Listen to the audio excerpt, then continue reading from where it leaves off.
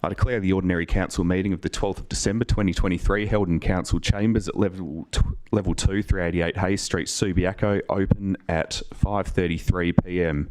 Welcome councillors, staff, media, members of the public gallery. On behalf of the City of Subiaco, I acknowledge that we're meeting on the land of the Whadjuk Noongar people, and I recognise their ongoing connection to the land and waterways of Subiaco. We'll take attendances now. We've got Councillor White attending electronically from overseas, and Councillor White has been authorised to do so and he's declared that he can maintain confidentiality during the meeting. All other councillors are present in person. And in terms of the executive leadership team, Director Corporate Services will be attending electronically, I understand. Other Director Development Services. Yeah, not attending at all. Okay.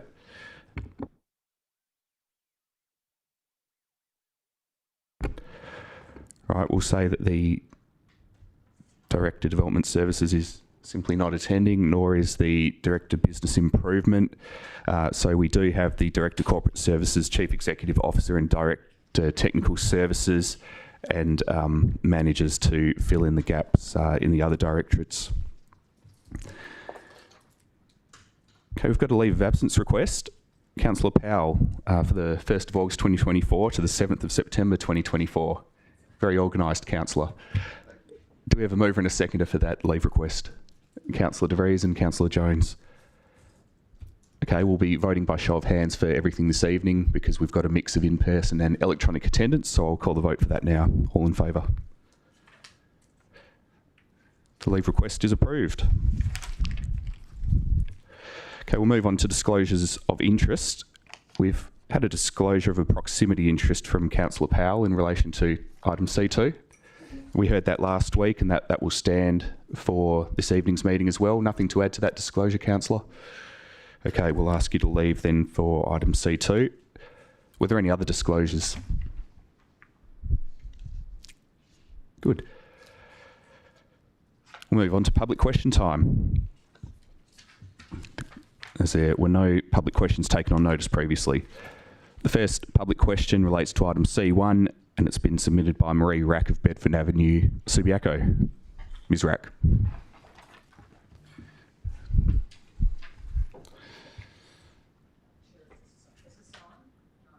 Press the button.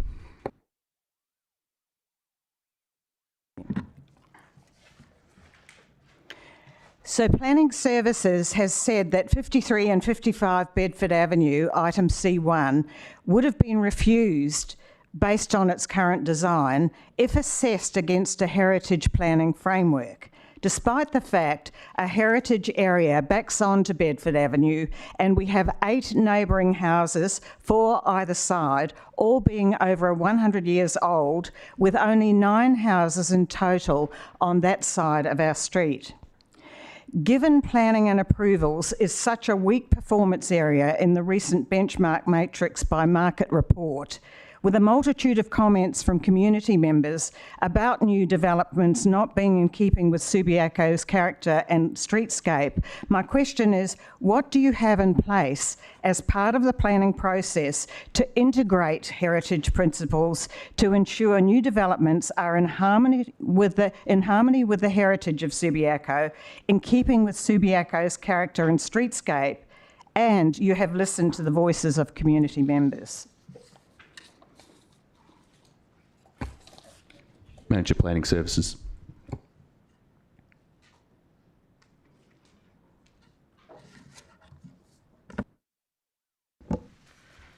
Thank you, and through you, Mayor McMullen. Development in heritage areas or properties on heritage list have additional development standards which apply. This property is not a heritage protected place and therefore not subject to these additional considerations. The application proposes to build new homes in a residential area which is consistent with the planning framework. Your other question, Ms. Rack. The recent mediation for item C1 was represented by 10 men and myself, so 10 men and 1 woman. 3 men on behalf of the developer plus 2 men from planning services, so 5 men in total, all of whom approved the development. 2 councillors and their independent planner, so 3 men total, supporting refusal of the development. The other neighbour and myself were excused after the site visit and brief presentation following a decision made behind closed doors. My question is, what is the council doing in terms of being inclusive and community focused regarding diversity, equity and inclusion by making sure that diverse voices are brought to the table to prevent any secret handshakes or dodgy deals behind closed doors by people who all think the same way, and to ensure fair and equitable outcomes? Thank you. To the extent the question's based on a premise that there's been secret handshakes or dodgy deals done, I'd reject that premise, but I'll refer the remainder of the question on to Manager of Planning Services in the first instance. And to the extent, no, you can't. And to the extent we need some comment on equity and diversity and inclusion, I'll probably refer that to the CEO. Mr. Denham. Thank you, and through you, Mayor McMullen. Just to add to that, all elected members were invited to attend the State Administrative Tribunal mediation.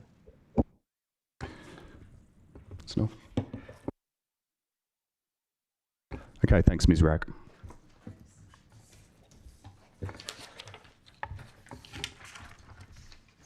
The next question also relates to item C1. It's been submitted by Adrian Dew of Lateral Planning on behalf of the applicant for that development.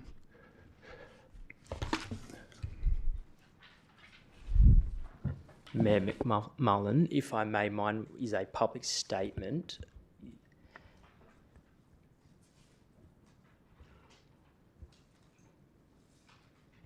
I'm sure you're right. My papers are probably just jumbled.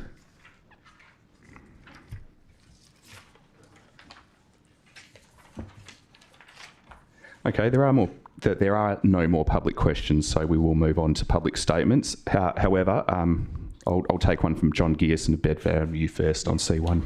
We'll take them in the order listed.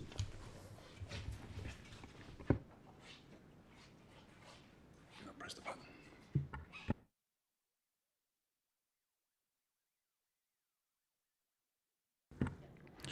Good evening, Mr Mayor, councillors, and welcome to the new councillors for the first time.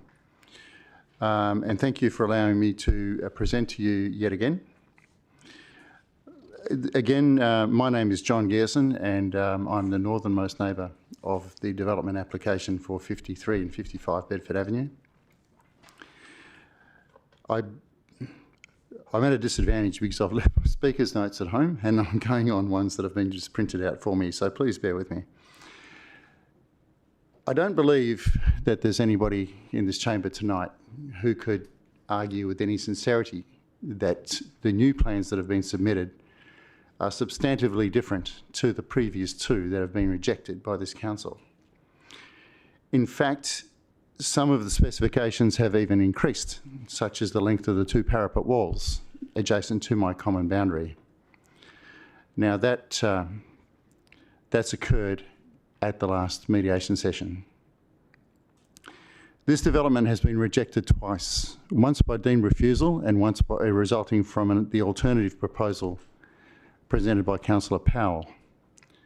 The city's published reasons for refusal were street setback, boundary setback, open space, building height, landscaping, site works, visual privacy, overshadowing.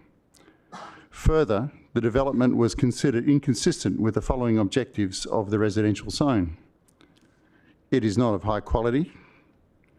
It is not compatible with the streetscape, with second stories visible from the street and rooftop terraces not being a feature in the surrounding area. It is excessive. It detracts from the character of the surrounding area. These are all your words. At best, the revised plan resulting from the mediation process can be described as tinkering around the edges.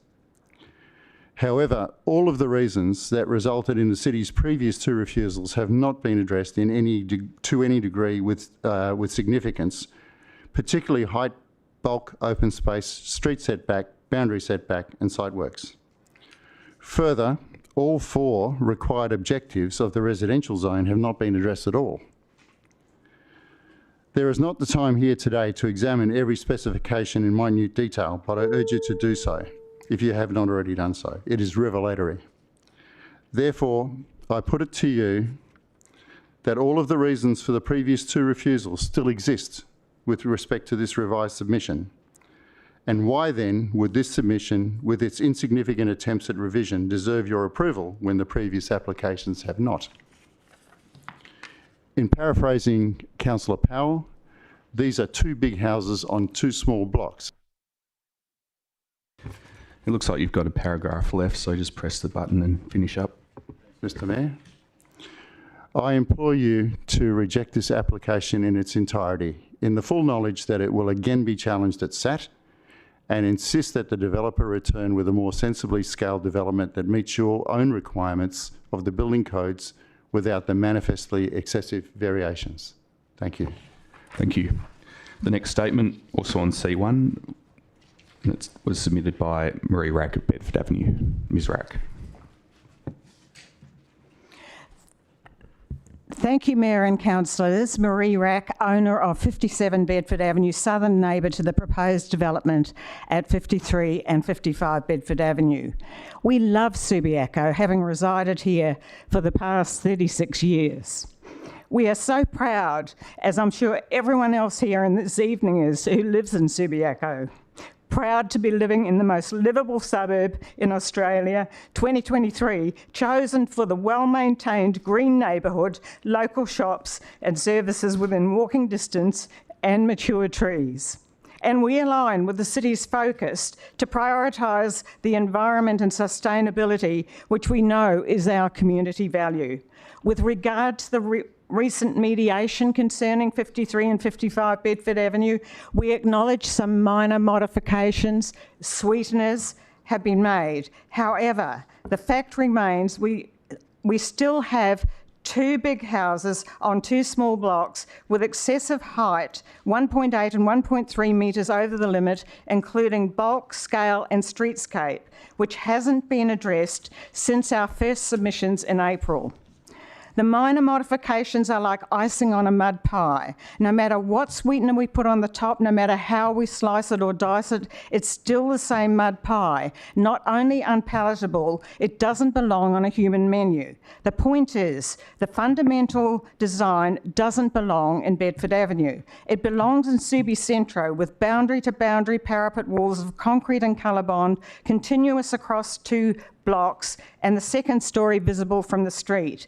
Subi Centro allows for such large homes on small blocks. It would be the same if we uprooted the 8 neighbouring houses, 4 either side on the same side of our street, all being over 100 years old. If we uprooted them all and placed them in Subi Central, they don't belong in Subi Centro. They belong in Bedford Avenue. This could have been sorted out months ago. However, we as neighbours continue to be dragged through this process, and to this day, there is still 0 consultation from the applicant. We could have suffered in silence and watched a disrespectful developer deface our street, but that's not what we're committed to. Instead, we've taken a stand to ensure our street maintains a heritage feel.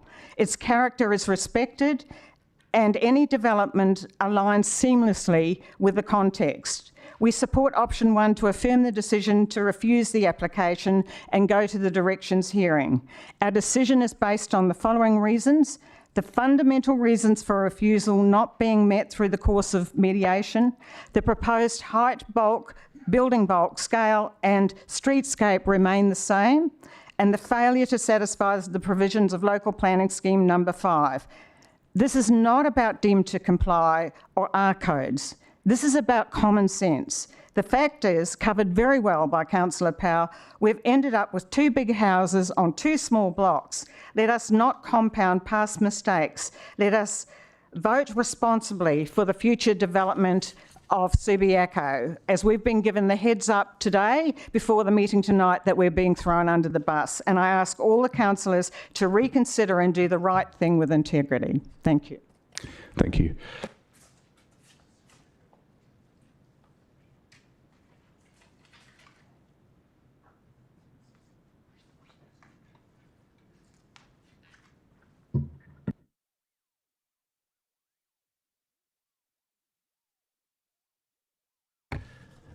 The next statement's also on C1, submitted by Adrian Dew of Lateral Planning on behalf of the applicant for the development.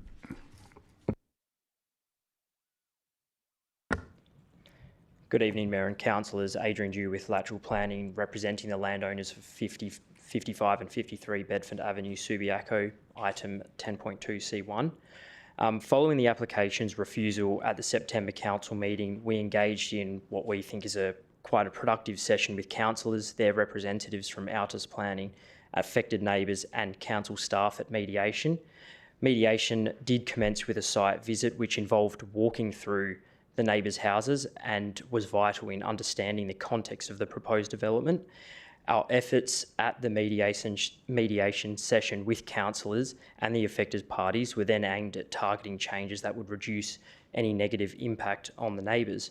To highlight the key amendments that were agreed as having an impact on the neighbours and are being considered in the amended plans tonight, for lot 108, being the northern lot, it now includes a 0.8 metre setback to the laundry wall, which was previously nil, coupled with additional landscaping and acoustic panels along the boundary fence to address noise concerns, which were specifically requested by the northern landowner.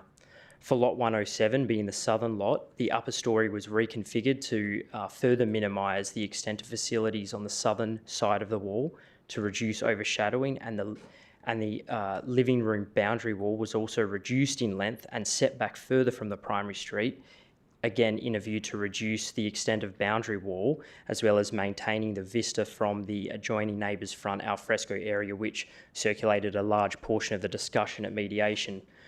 To address other minor variations, we've also provided additional landscaping in the front setback area of lot 108 to satisfy the deemed to comply requirement and contribute to the landscaped amenity of the area.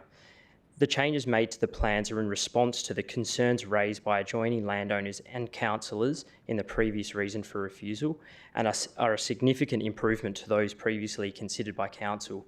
I'd also like to acknowledge those that were involved in mediation for their constructive approach to achieve a reasonable outcome. In light of these adjustments and the collaborative process that we've undergone with councillors, council staff and the adjoining neighbours, we respectfully request your support for the reconsideration of the application tonight. And once again, thanks for your time and consideration. Thank you. The remaining statements relate to C2. We did have some late ones submitted by the applicant for C2 and their planning consultant, which I will allow in because the consultants explained to me that the oversight in getting it in on time was his. So I think it's only fair that we don't rob the applicant of the opportunity to be heard. So we'll deal with the order they were submitted in, beginning with Peter McDonald of Onslow Road, Shenton Park. A statement on C2. Good evening, Mayor, councillors and staff. The proposed childcare centre has on its western boundary the off-site Rosalie Kindergarten. The kindergarten has the same type and size of one-way circular driveway with inbound from a western crossover and outbound via an eastern crossover. A curious thing about the kindergarten's circular driveway is that for the past 25 years that I know of, the kindergarten has not encouraged or facilitated use of the circular driveway for parental drop-offs. This despite the fact that many parents park on the south side of Onslow Road and walk their children across the road during peak traffic times, which is not ideal or safe. So what we have is that an almost identical one-way circular driveway design has not worked well for one reason or another for parental drop-offs for the kindergarten, which must call into question whether it will work well for the childcare centre. Going forward, there is the problem that traffic exiting on the eastern side of the kindergarten shares the same crossover as traffic entering on the western side of the childcare centre. This is asking for trouble. Better solutions should be investigated. One example of a solution is to consider joining the two circular driveways of the kindergarten and the proposed childcare centre to create a 35 to 40 metre long two-lane one-way slipway for both the kindergarten and childcare centre parents to use for drop-offs and pickups, if that was acceptable to the relative property owners. It would be safer for children and reduce on-street parking congestion. Of further concern is that the childcare centre's ACROD, or third parental bay, cannot timely be accessed from the western crossover if the two drive-through bays are already occupied. In these circumstances, a parent can only get timely access to the third bay by entering from the eastern crossover and potentially at the same time as other parents are trying to get out via the same crossover. It will be difficult for centre management to train or compel time-poor parents to not use this obvious shortcut. Finally, parents using the childcare centre's third parental bay must reverse against the on-site traffic flow travelling from west to east before exiting via the eastern crossover. The proposed practice of reversing against the prevailing traffic flow invites trouble. The swept path analysis for the childcare centre's on-site parking is based on 5.4 metre standard vehicle lengths. The proposed Australian standard for vehicle lengths in these circumstances is 5.6 metres. There is no evidence the swept path analysis will work for the big SUVs, for which use of a 5.6 metre standard length is more appropriate. This is a very small site for purposes of a childcare centre. Adequate and safe resolution of the on-site parking issues would be greatly assisted if the site was larger than it is, but it is not. Despite this constraint, a better solution is called for and should be mandated. The proposed site is next door to some noise-sensitive businesses that have been there for a long time. It seems unfair these businesses may now need to bear the cost of double glazing to reduce noise to satisfactory levels. Thank you for hearing the statement. Thank you. Okay, a statement from Alex Hemsley speaking on behalf of the applicant for the development in C2. Thank you for the opportunity to present. I speak as applicant on behalf of the proponent, Mrs Connor Crane. I speak for the recommendation and ask councillors to approve the proposal. In support of this request, I draw attention to the following relevant matters. The proposal exceeds LPS 5's requirement for 4.5 car bays by providing 5 car bays. A 2.4 metre high double thickness colorbond fence acts as an acoustic wall as recommended by the acoustic consultant. The wall is proposed around the outdoor play area and will exceed the minimum requirements to meet the Environmental Protection Noise Regulations 1997.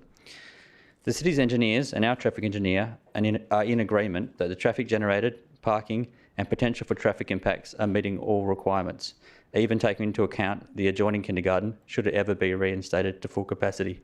I'll just touch on the point Mrs McDonald made, that the vehicles are designed, or the car parks are 5.4 metres long, designed for a 4.91 metre B85 vehicle, which covers quite large SUVs, which aren't as long as like a Caprice or those longer vehicles. So the same parties, so the traffic engineer and our engineer, agreed that the operation of the peak period short-term pickup and drop-off bays will work through the implementation of the detailed parking management plan, which forms part of the approval conditions. The minimum lot size figure of 1,000 square metres, which had been discussed at the briefing session, was derived from 2009 WAPC Planning Bulletin, which is superseded by a draft 2022 WAPC position statement. Position statements, similar to planning bulletins, are prepared by the WAPC and provide guidance and advice on planning issues. Relevantly, the superseded planning bulletin noted that, as a general rule, sites in a residential area should be of a regular shape and greater than 1,000 square metres. However, the now superseding position statement removes all reference to this 1,000 square metre figure. For context, this figure, unlike centres that reuse an existing building, new purpose-built childcare centres are typically approved with a minimum 60 to 82 children and are generally not viable with less children. For comparison, we identified other childcare centres and compared the licence capacity with the total area of each site. The average of these 9 childcare centres in established areas showed only 17.7 metres squared total land area per child, whereas this proposal has 32.4 square metres per child. This information was distributed in an email circulated prior to this meeting to the councillors. During the briefing agenda, it was queried how the number of proposed children was arrived at, and both the indoor and outdoor areas individually available to children governs the number of children accommodated in any centre, and each child requires between 7 and 9 square metres of outdoor area. In this instance, we're balancing the desire to not build 2 storeys and to keep the fabric of the existing building as viewed from the street, with the requirement to provide the required amount of outdoor play area. The outdoor play area combined with the commercial viability calculation. Okay, so that's the end of the statement you submitted. Is there much more to go? No, there's not. Okay, take a moment to wrap up. Thank you. In summary, before you is an application for approval for a quite modest-sized childcare centre when compared to other purpose-built developments, which require larger capacities to achieve feasibility. The council is being recommended to approve this proposal, and in light of the context and demonstrated ability to meet all necessary requirements, including parking, acoustic impact, and traffic, we respectfully ask that you support the officer's recommendation. Thank you very much. Thank you. The final statement for this evening has been submitted by Connor Crane, also in relation to C2. Connor Crane of Onslow Road.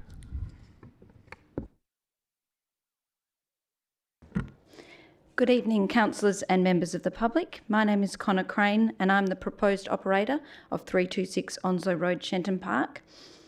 It's a project that myself, our architect and town planner have been working on for almost a year now, and something I'm very excited to bring to fruition. As a primary school teacher and early childhood teacher, I taught in various schools across the state before leaving to operate my own childcare centre in Cardinia. I've operated this centre for 4 years now, and as well as being a hands-on owner, I currently teach part-time in the preschool room. As an early childhood teacher and mother of soon-to-be 3 children, I understand the importance of providing high-quality early education and care to our youngest children. It brings me great pride to operate a sought-after and respected early education and care centre in the community of Cardinia, and I hope to be able to offer the same high-quality programs to the community of Shenton Park. At my current 36 place centre in Cardinia, we have 5 on-site parking bays for the parents and staff, and this operates well, as we find that parents drop children off at staggered intervals between around 7:30 to 9:30 a.m. and pick them up in a similar staggered fashion. In regards to noise, we have a standard height and thickness fencing around the perimeter of the property, which shares a boundary with the house and 3-storey mixed-use development. We have yet to have a noise complaint from our neighbours. However, for this facility, we are proposing to build a 2.4 metre high fence with a thickness and height that exceeds the recommendations of our consultant's report, because creating a facility that not only meets the needs of the children, but also considers the neighbouring property owners is very important to me. I understand that getting along well with neighbours is vital to the long-term success of the preschool as it finds its place in the Shenton Park community. In the spirit of the City of Subiaco's policy encouraging proponents of new developments to liaise with neighbours prior to lodging applications, I met with 4 of my immediate neighbours in May this year in person to discuss the proposal before lodging our application with Council. Our hope is that this small-scale, single-level preschool strikes the right balance between providing an essential service to the community whilst remaining sympathetic to the character and existing streetscape of Onslow Road and considers the amenity of adjoining property owners. Thank you again, councillors and Mayor, for your time and consideration. Thank you. Well, that's the end of public statements, and there's no petitions or approved deputations this evening, so I will now ask councillors to confirm minutes of 2 previous meetings. We've got the Ordinary Council meeting minutes of the 21st of November 2023. Can I have a mover and a seconder to accept those minutes? Councillor O'Connor and Councillor De Vries. All those in favour? Carried unanimously. And secondly, the minutes of the Special Council meeting of 5 December 2023. A mover and a seconder for those minutes, please. Councillor Powell and Councillor Johnston. All those in favour? All those against?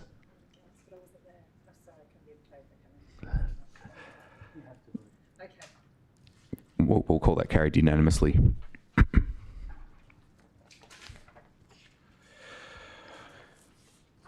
Right, well now I'll make my final announcement for the year. And as 2023 draws to a close, the message in my announcement is pretty simple. Subiaco is better now than it has been for a number of years. Let me explain why. It's been said already tonight, but I'll repeat it again. Our city is the most livable place in Australia. That's according to the 2023 Australian Livability Census. It's not an accolade we sought to achieve for ourselves. It's one that was given to us based on research collected by data analysts who based their research on about 50,000 responses nationwide.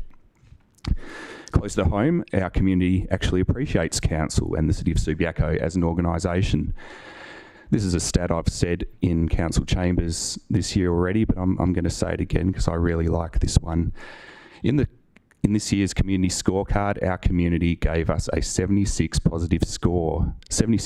positive score in the category of leadership by the Mayor and councillors. It was only in 2021 that same score sat at a mere 46%. Imagine that. But getting away from research stats, the vibrancy in Subiaco is palpable. We've got high-profile hospitality vendors coming to Subiaco and setting up shop, and sometimes they're opening up more than one outlet. And their peers in their industry are following them. We've had 90,000 people and counting come to visit our wooden giant by international artist Thomas Dambo in the last year and a bit.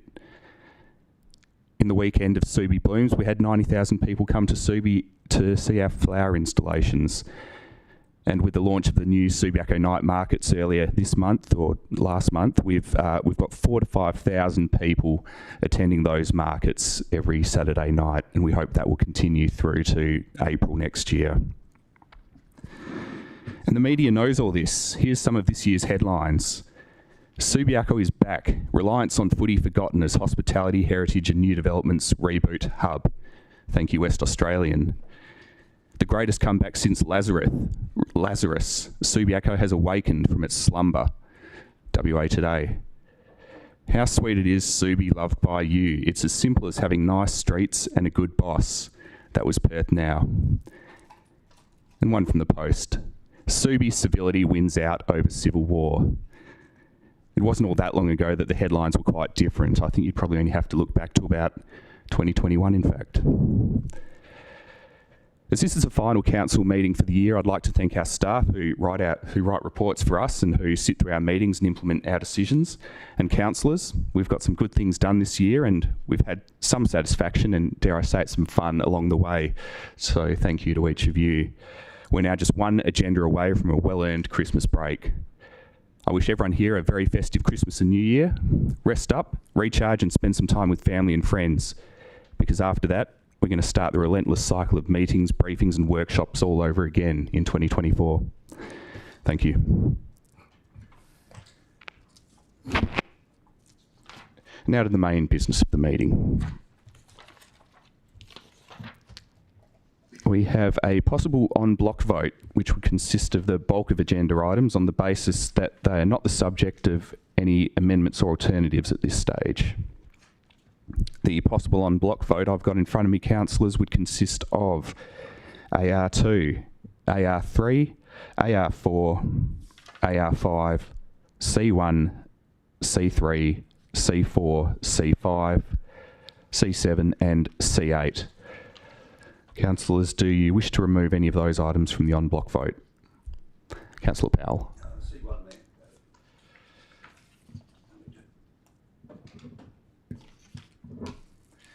Any other items? Councillor Johnston.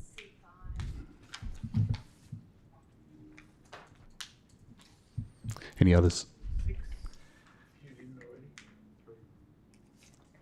C6 is already removed. Anyone else? Good. Okay, so just to confirm, the on-block that we're voting on consists now of AR5, AR2, AR3, AR4, AR5, C3, C4, C7 and C8. Can I have a mover and a seconder for the on-block vote? Councillor De Vries. Councillor Jones. All those in favour? All those against? The on-block vote's carried unanimously, which, for the benefit of those watching the meeting, means that the items listed have been carried without debate.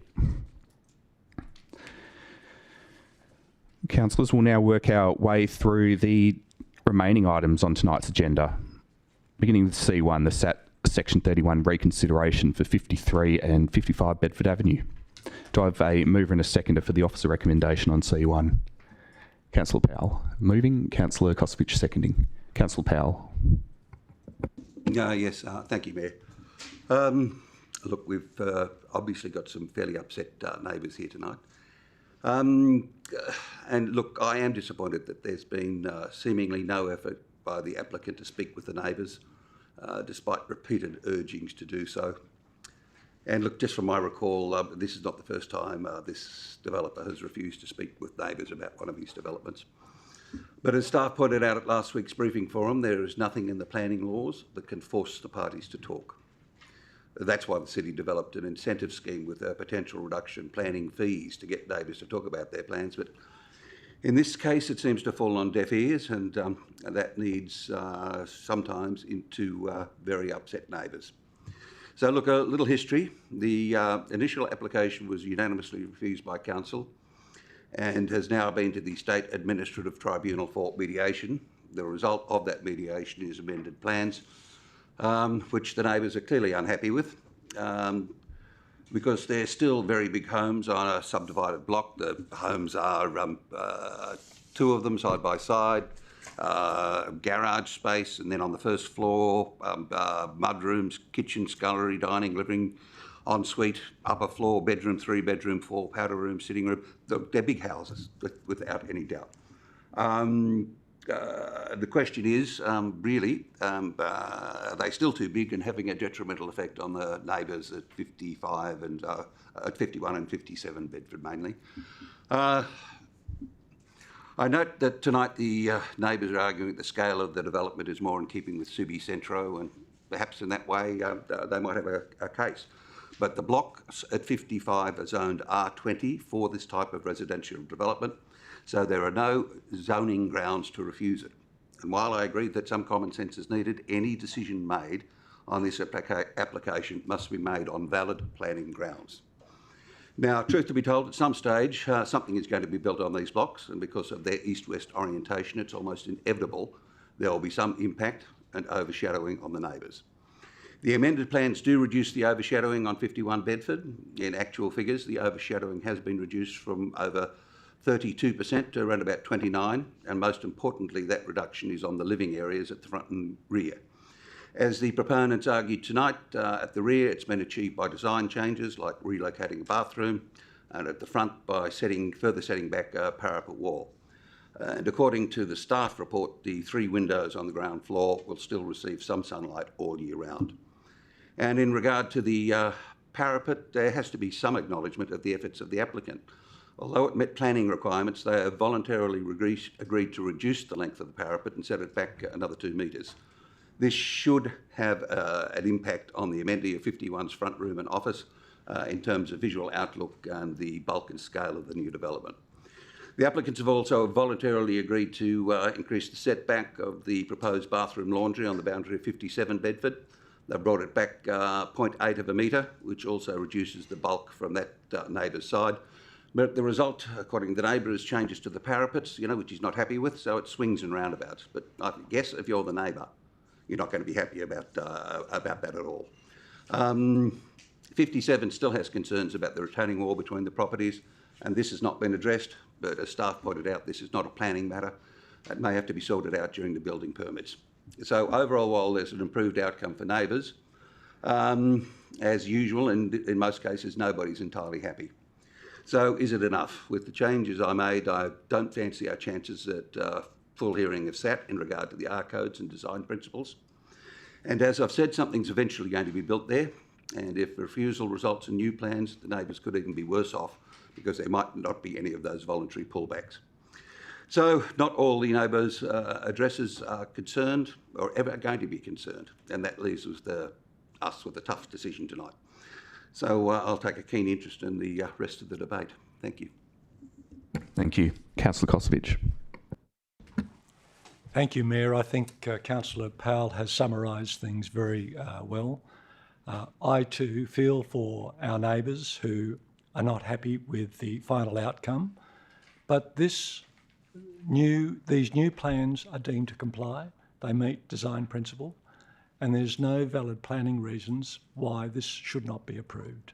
So while we can have sympathy with the adjoining property owners, that's where we stand. So I would recommend to my fellow councillors that we look at approving this development tonight. Any speakers against the officer recommendation? Any speakers for or against? Councillor Burns. Thank you, Mayor McMullen and councillors.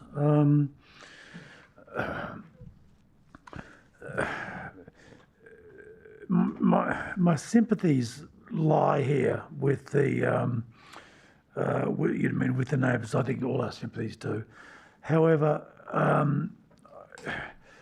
I'm sure, on the presumption that they were aware of this, I'm going to state it anyway.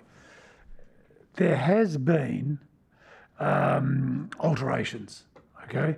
And arguably, as the staff have seen them and they've been identified by the two councillors that just spoke, they're beneficial, okay? Now, we can say no tonight. We can refuse it, okay? But in doing so, it's going to go back to SAT de nouveau. So it's, I hate to say it, but the applicants, so the neighbours, have to be cognizant of the fact they don't go back with the new plan, which arguably is better. They go back with the original plan, right? The things that were whether they're minuscule, okay, or you don't like them at all, they still, right, become absolutely redundant. It was a Section 31, offers were made, we were asked to reconsider, okay? Now we can accept it now and move forward, right? And that doesn't make me particularly happy, but unfortunately sending it back to SAT, it'll be the original plan that will be argued, okay? And it's actually also argued de nouveau, which they can add all sorts of things. It can actually get worse, right? Because it's taken out of our hands and placed, this is obviously not making everybody happy. I will carry on. It's placed back in things. And to quote Maurice Spillane, who was a wonderful member of SAT that passed away, we're out of it. Maurice once said in a matter I was doing that, and he said it to McLeod's when he was literally telling them to shut their yap. Listen, Sonny, I'm now driving the bus, okay? And that's what happens here, okay? SAT starts driving the bus. We just happen to become one of the parties, of the two parties. One party being the developer, the other party being the council that said no.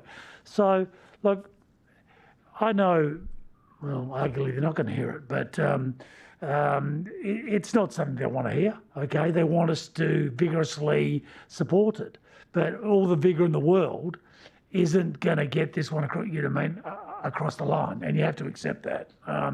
So I'll leave it at that. I don't want to say that to these people, but it needs to be said, and even if it's not listened to by these particular applicants, other applicants in the future or in the past need to look at the difficulties we deal with in deciding to send it back and just be spiteful and say, we're going to say no, and put people into a very, what could be a disastrous situation, and arguably taking a deal that's not making the neighbours happy, but it's still, progress has been made through the efforts of our councillors.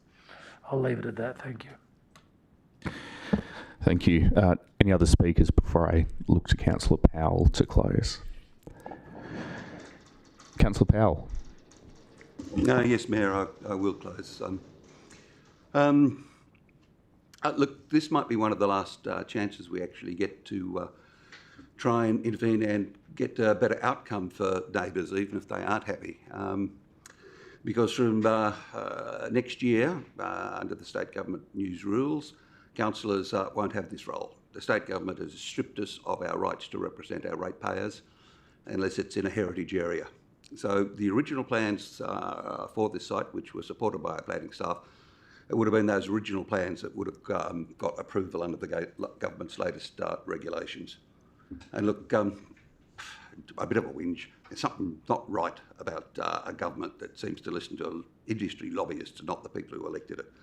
A government that's removing residents' democratic right to approach their local councillors if they have a grievance with their neighbours' building plans. Thank you. Thank you. I'll call the vote. All those in favour?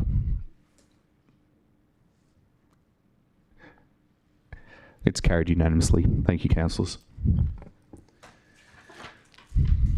The next item is C2, 326 Onslow Road, Shenton Park. We've got the officer recommendation for approval, subject to conditions, and we'll see Councillor Powell out for this particular item.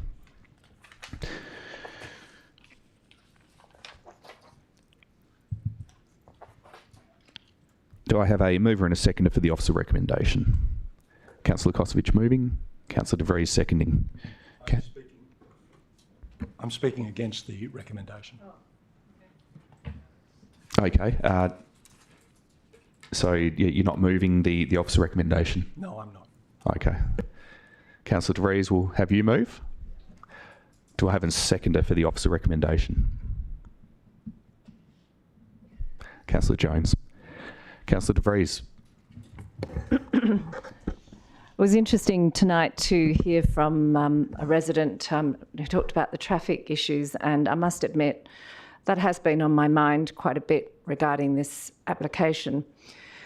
But also what's been on my mind is the dire shortage of childcare facilities for young people in our community. And it's difficult because there are conflicting concerns around amenity and road safety, but I'm just focusing here on the actual facility. The RC2, right? Giving me good, because I was getting a look from you. Yeah, so this is obviously something which I feel you've got to look at from a number of different perspectives. And I think, look, I feel very reassured that the acoustic concerns have been addressed. And in fact, even perhaps due to the existence of the acoustic wall, we might even have an improved outcome if the kindergarten should reopen in due course in 2024, which it looks like it might do. These aren't going to be matters, I think, that will really have a huge impact, because the research has been done to support the fact that the sound will not have a huge impact on the community. But it's also the fact that we do have this opportunity now. It's a village. We live in a village, and some of the people in our village are very young. Some of these people in our village need to have quality childcare facilities available, and it does sound to me like this will be a high quality childcare. It's only a small one, which I like. Maybe, you know, ideally more space is great, but I think the fact that it qualifies, more than qualifies, we've had the statistics tonight about it being, you know, more than what's required. Up to 30 might mean less than 30. You know, it might mean 20, or it might mean, you know, 25. It's also quite a consideration that this is an area where people can walk to the local kindergarten. Should that reopen, they can also drop their children, you know, in walking distance. And I'm assuming that most of the people who will attend this facility with their young people will be living in the area. So that's a fair assumption to make, or at least some of them. So perhaps the anticipated increase in traffic won't be there. I do feel concerned for the facility, and I did have a look on the weekend to see what might be the impact of the sound. But look, it's not like 30 children will suddenly all be outside playing. That's unlikely. They're all different ages. Some of them might be indoors sleeping whilst the others are playing. So there's not going to be a sudden crescendo of noise. And there's plenty of research, and I think my councillor will address that around how sound is measured. He's done the research, so I'm sure he'll come up with those figures for you. My concern really is that we don't turn down a quality development that's available to us. It's there before us now, and I think the work's been done. the traffic issues, that they were certainly new ones for me, and I take on board that there might need to be some further work there. So I do thank Mr. MacDonald for raising those, because they're fairly serious ones, and it might mean installing some sort of crosswalk if that's needed. But I can't make my decision based on that information alone. So I think perhaps the owners might want to have a sit down and think about that. And it's always good that people who do these developments are open. And it strikes me that the owners or the developers for this are very open to conversations, which is awesome. That's what we were talking about tonight, about being open to the community, being open-minded. So whilst I have concerns around the traffic issue, I'm pretty satisfied that we'll come up with a solution for that. But I'm also addressing the educational needs of our community, and it is a village. We have young people who live here, and they too have the right to have a quality community care, which is what this seems to be. So yeah, I hope my fellow councillors will consider this and support this tonight. Thank you. Councillor Jones. Thank you, Mayor. One of the things that really impressed me with this proposal is that we're not proposing an industrial scale childcare centre. This is a small community sized one, which I think suits the characteristics of Subiaco. We like that small community, and this is another small community sized childcare centre. It suits out the vibe that I think we have. The proposal has been very well presented. I'm impressed with the plans that have been drawn up. They seem to have considered most things. They've certainly consulted with adjoining residents, which again indicates that they are keen to become part of this community. They want to be part of this. Concerns that have been raised are around things like the traffic flow and the additional traffic. But a childcare centre isn't like a school. Rosalie drop-off, it's a nightmare there. All the kids are being dropped off in a short period over 15, 20 minutes or so. Childcare centres don't operate in that way. The drop-off is expected to be over 90 minutes. We've got 30 children over 90 minutes. That's one extra car every 3 minutes. I don't think anyone's going to notice that. It's a low rate. Even if the students are dropped off and it takes 5 minutes to get them out of the car and into the centre, there's two bays. That's going to work okay. They need 6 minutes over that time, and that's assuming that they're all being driven. So I don't see that the traffic and the parking is going to be a huge issue. It should be possible to manage that fairly well. As for the noise considerations, this seems to be largely the adjoining businesses, and that's fine. They've had at least 6 months now of no noise from the kindy or from anything. They've had 6 months of silence. That's not always going to be the case. The kindy is going to start up. We know that. We've talked to the school. So the kindy will be starting and producing kindy noise, but it's further away than the proposed childcare centre. At the moment, of course, there's no acoustic shielding from the kindy to the neighbouring businesses. This development is going to put up 2.4 metre acoustic fences between the childcare centre, the kindy, and the neighbouring businesses. It's quite possible that the noise that the neighbours are going to get will actually be less with these extra acoustic fences than if the childcare centre wasn't there and it was just the kindy producing the noise. I don't know, but state government don't need to worry about noise regulations. They can be as noisy as they like. They don't have to comply. So that's another consideration. I don't think that the noise from a childcare centre of 30 kids, quite a few of them may be sleeping. They don't make a lot of noise. Young kids tend to sleep for several hours of an afternoon anyway. So it's not like they're all going to be screaming and crying at the same time. Typical noise levels that the Association of Australasian Acoustical Consultants specify are relatively low. They're sort of similar to a car passing by, maybe a light truck dropping stuff off. That's the maximum that they're allowed.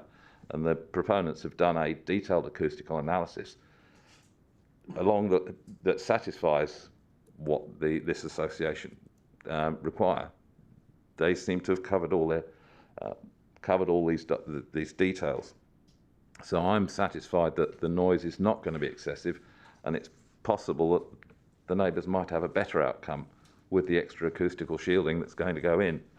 So I'm confident that this proponent is going to be a positive contributor to the community, and I'm confident that the parking, traffic and noise issues aren't going to be excessive or even worrisome. I support the motion. Thank you. Now we'll have a speaker against. Councillor Kosovich. Thank you, Mayor, and through you. Please let me acknowledge that Councillor Jones has conceded that the kindergarten is going to open this year, as circulated in information earlier today, which is where we are with this, and which is a significant factor in what we're going to talk about. I'd also like to acknowledge Mr McDonald for a very adroit and very succinct understanding of the parking issues that will eventuate in the current situation with the driveway, etc.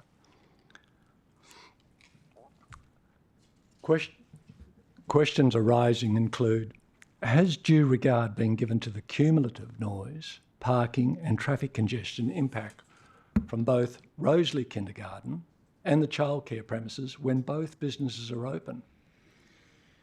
The 4 eastern adjoining commercial property occupants are all very anxious about the noise impact on their respective businesses. They include a beautician and a therapeutic massage business. There is also the impact on amenity on the rear, that's the northern end residents and other nearby homes in the area. These hard-working business owners are not convinced that the 2.4 metre colour bond acoustic fence will sufficiently reduce excessive noise emanating from the childcare centre and the kindergarten, instead believing the onus will be reversed onto them to install double glazed windows to mitigate the noise to acceptable levels. Parking is already at a premium in the area and is a significant issue, and these business owners are concerned there will be nowhere for their customers to park. Also, they do not believe the traffic impact assessment is realistic, and in particular cite the assessment of 4 minutes to drop off or collect a child as not being readily achievable, particularly when you're dealing with some very young children still coming to terms with abandonment issues. This is exacerbated when considering the dual impact of parents from both the childcare centre and kindergarten collecting and dropping off small children who will be competing for the same road space, and accordingly believe this will result in significant congestion on Onslow Road during peak periods of the day. The size of the property. The recommended size of a childcare centre is 1,000 square metres.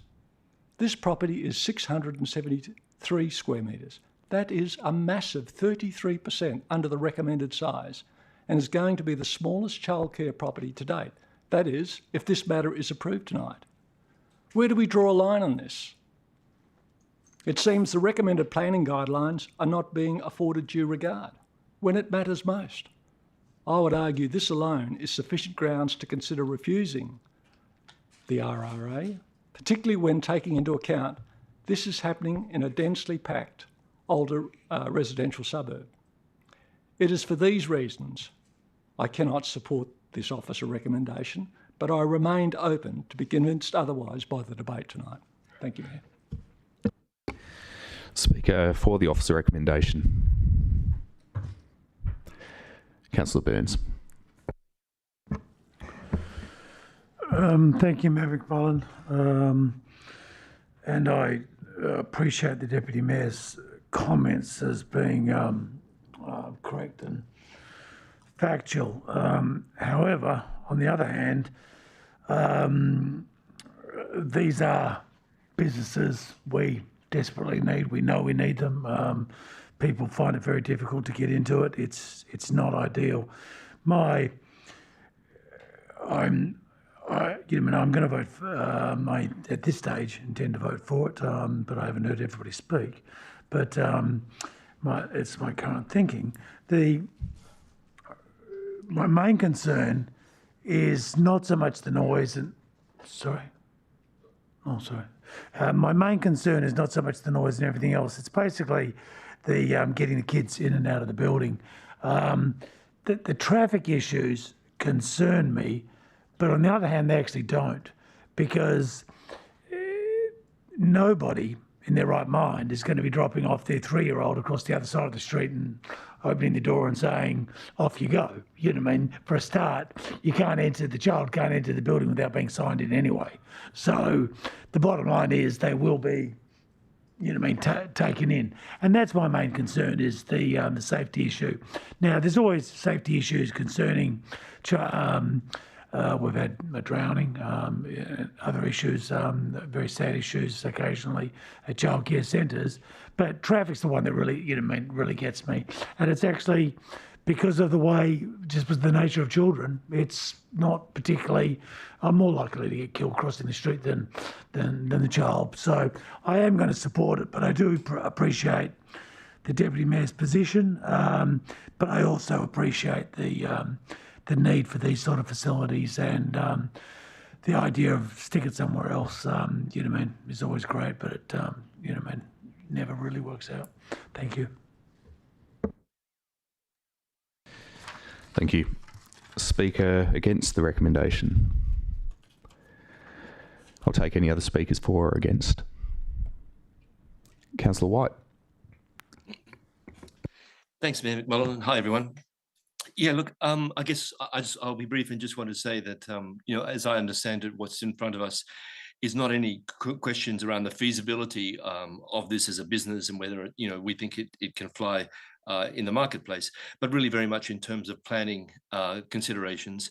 I recognise that, in the initial process of consultation, there were concerns raised locally about a number of issues, and there were some, based on valid planning grounds. However, from what I understand of the staff report, I think these are largely being addressed. I think it is consistent with the definitions of childcare premises that's being proposed. And I think, it's pleasing to know that the proponent has gone out and spoken to a number of neighbours at least about these issues and going forward. I really appreciate Peter McDonald's comments in the public statements around the parking and the traffic flow. And I really think that those issues shouldn't prevent this from passing today, but should really be, part of a sensible way forward in terms of how to improve the safety for drop-off and pickups, etc. So, overall, I think it has merit in terms of the what we're being called to vote on today in terms of change of use. I think there are issues that it's been pleasing to see that there's some of the concerns raised have been addressed, at least in part. And I think the potential for addressing them further through, for example, the traffic issues should still exist. So I think I'm happy to be supporting the motion. Thank you. Thank you. Any other speakers? Councillor O'Connor. Thank you, Mayor McMullen, and through you. Very briefly, I appreciate the concerns of neighbours and acknowledge Mr McDonald's statement. But on balance, I feel this proposal will be an important addition to Shenton Park. There is a shortage of childcare in Subiaco, and this facility will address some of that need at a scale that's appropriate for the suburban setting. I really wish that when my child had been young, I had been able to walk to a childcare centre.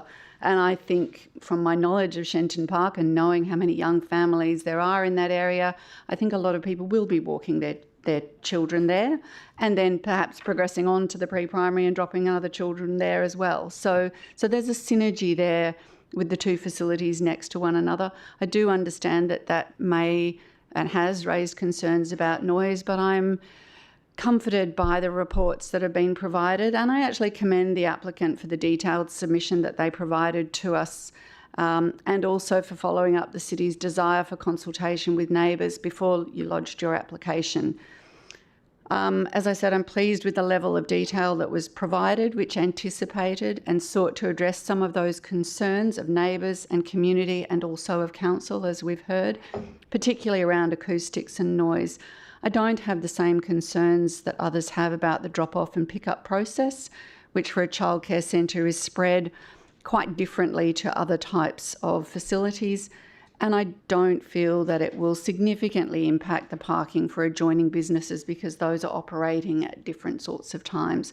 So I'm comfortable in supporting this application. Thank you. Any other speakers? Okay, so I'll call Councillor De Vries to close. I think any points I was going to make were well made then by my fellow councillors. I think concerns around parking, as said, will be unlikely to affect local businesses because the pick-up and drop-off times are quite different to when those businesses operate. It's also the case that should the kindergarten reopen, I don't think that should impact on our decision tonight, whether, the work that was done towards this has been enormous. And I also support this in terms of the quality of the childcare that's being offered.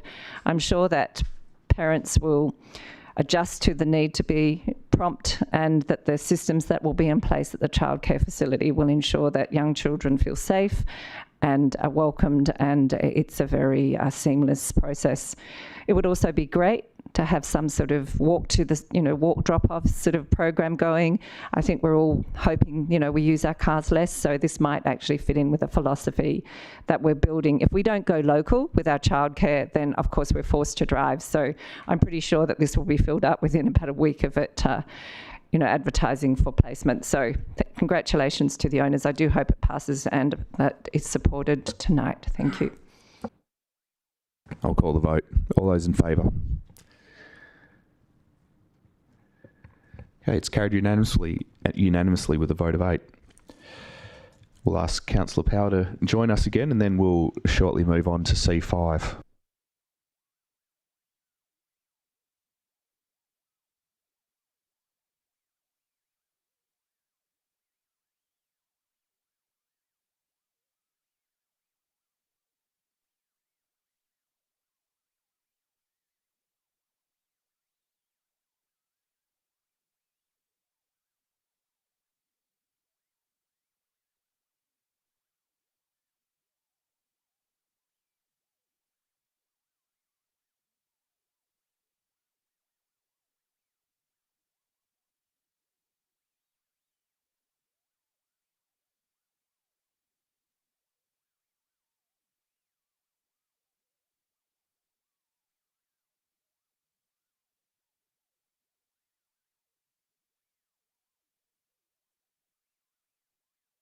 Okay, we've got 2 final items on the agenda, 2 tenders. The first up, C5, the tender for the Subiaco Stage 2 Forest Walk construction. Do I have a mover and a seconder for the officer recommendation on C5? A point of order. What's the point of order? I'd like to move a procedural motion under the Meeting Procedures Local Law WA 2013 Act 7.1A that we proceed to the next business. We received late notice of this. Okay, yep, you'll have an opportunity to speak.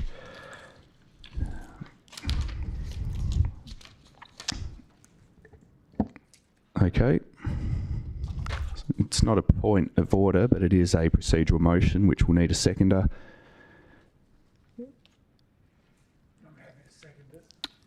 Okay.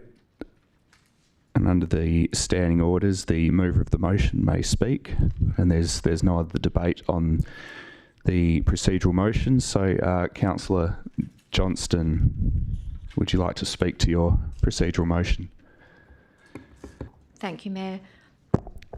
The cost is significantly higher than expectation by elected members, and I think probably significantly higher than community expectations would be too. I'd like to see this more discussion with staff and community to reconsider the design and the cost. So I'd like to see this go to a workshop, perhaps next week, or a special council meeting. Thank you. Okay. I'm not asking staff to enter into the debate, but CEO, can you explain what this procedural motion would mean for the tender that we've been asked to award this evening?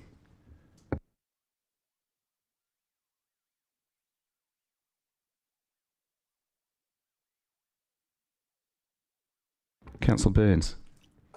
It's not my understanding what a procedural motion under the 2013 Meeting Procedures Act has been moved. There is no discussion to be entered into. Yeah, we're not entering into. And we're not entering into discussion, Councillor Burns. But I think we need governance advice on this because it just goes to the vote legally. No, it doesn't. No, it doesn't. I'm running the meeting, and my job is to have a smooth meeting, and it's essential that we receive governance advice when something like this comes without any notice. So I'll get the answer to my question, and then we'll call the vote. And I've specifically asked the CEO not to enter into the debate. Thank you, Mr. Mayor. I suppose it depends ultimately if council proceed or not.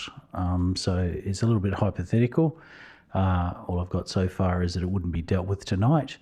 So it depends on how far away it is dealt with for or against. So it could put the contract at risk or not. It's difficult for me to answer that question. I'll call the vote. All those in favour of the procedural motion? All those against? Okay, the procedural motion's lost, and we'll proceed to the officer recommendation, which is to award the tender for the works. Do I have a mover and a seconder for the officer recommendation?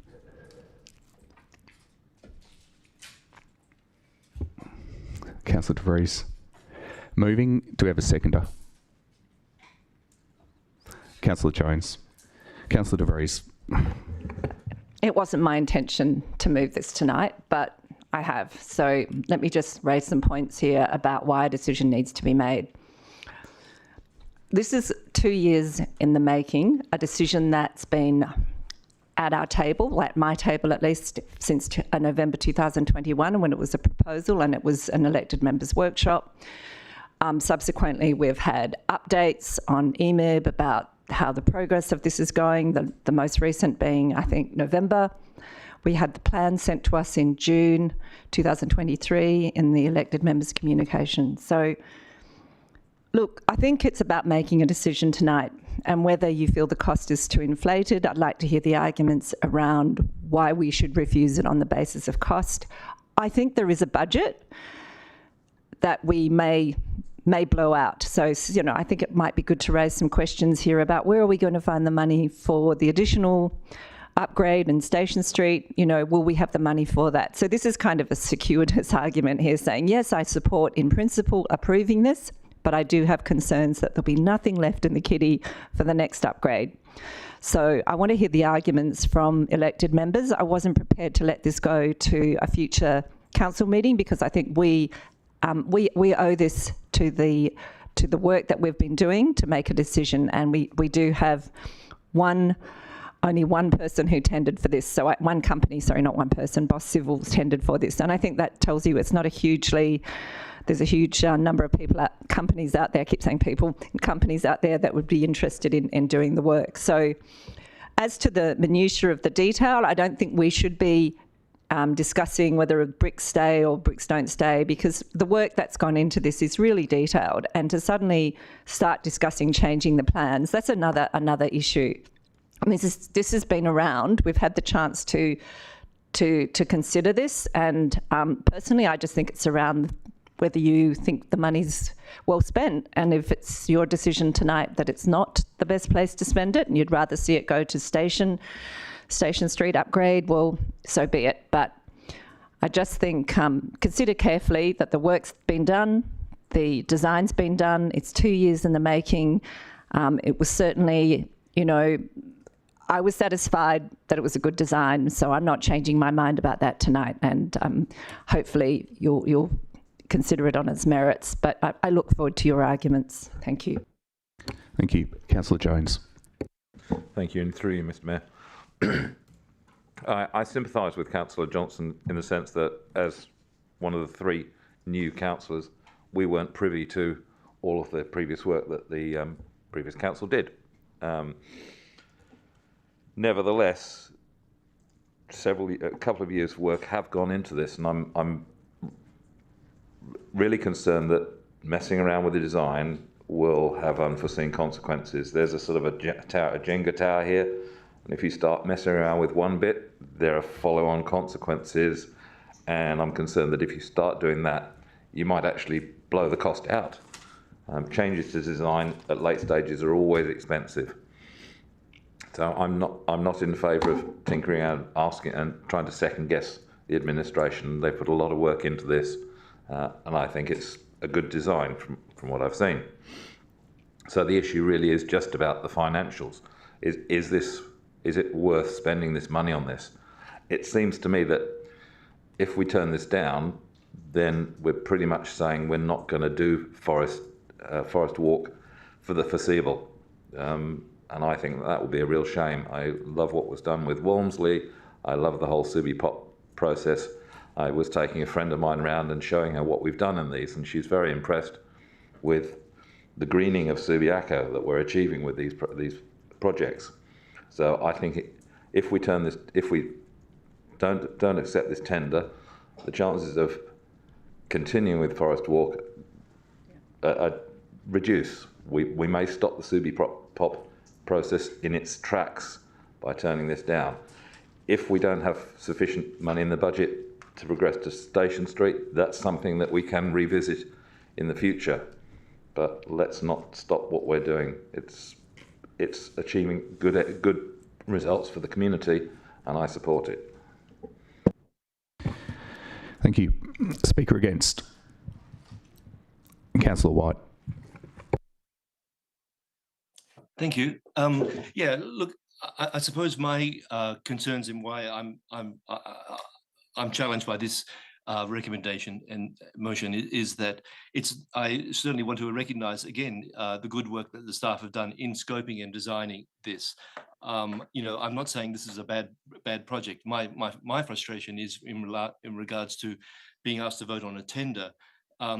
Last week at the briefing forum, I expressed some concerns about to what extent we had been consulted on this and the way in which we engage. And I was provided with evidence from the CEO about the consultations, and similarly by the Director of Planning via email. But at no stage was this a scope versus price discussion. And I know we don't get the price until we actually get the tender in, but I would have appreciated the opportunity to say, this is what you get for, 2 million. This is what you get for 1.2 million. This is what you get for 600,000.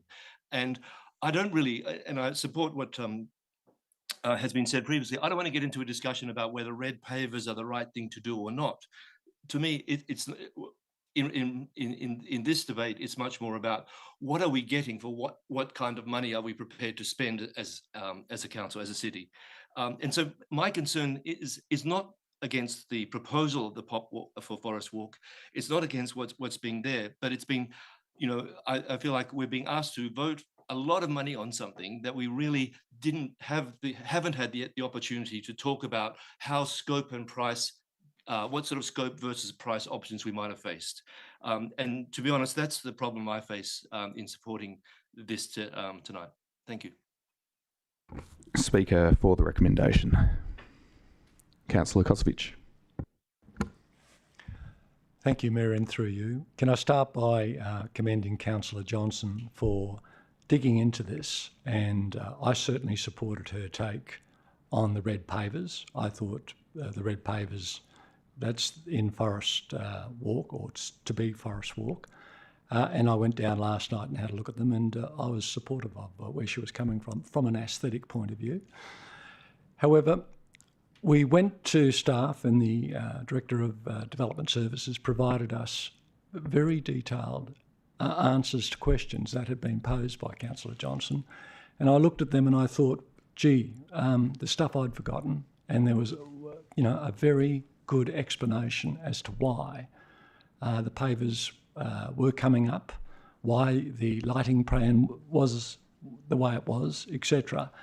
And to be honest, it made perfect sense and financial sense at that. No one likes any project where you go from a starting price. And let's remember that this project, this Subiaco whole project was around prior to me coming onto council 2 years ago. And we've seen a fantastic result with Postal Walk, with Walmsley Lane, as alluded to by Councillor Jones. And I do believe there's a lot of work. And I think that when I read that this afternoon, I thought, well, the penny did drop. And I think I can support this now because I think we're too deep, too far in, too deep to withdraw now. And I don't want to lose that tender. Thank you. Thank you. Speaker against. Councillor Burns. Thank you, Mayor McMullen, and councillors.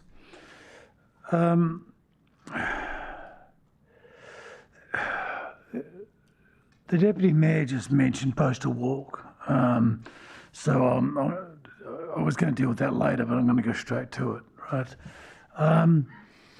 Postal Walk is an unmitigated financial disaster, okay? It was put to us, okay, and I'm just going to give some rough numbers, at like $200,000 or whatever else. Ended up costing like $700,000 and we got half as much stuff. We didn't even get steel under our timber work. I could go on and on, right? So this, and Postal Walk didn't happen 6 years ago. So I'm not, making some historical argument. It happened arguably 6 minutes ago, okay? And we're going to go from Postal Walk, and I don't believe any lessons at all have been learnt from Postal Walk. Everybody just talks about how wonderful it is, okay? Nobody ever, Postal Walk, in my opinion, okay, should have had during the process or close to the end of it, when those numbers were coming through. Councillor Burns, it did make some sense when Councillor Kosovich mentioned Postal Walk, and I could see where you were going with Postal Walk as well, but this isn't a critique on Postal Walk per se, so just bring your arguments back to the agenda item we're debating tonight, please. I believe it's directly related to it.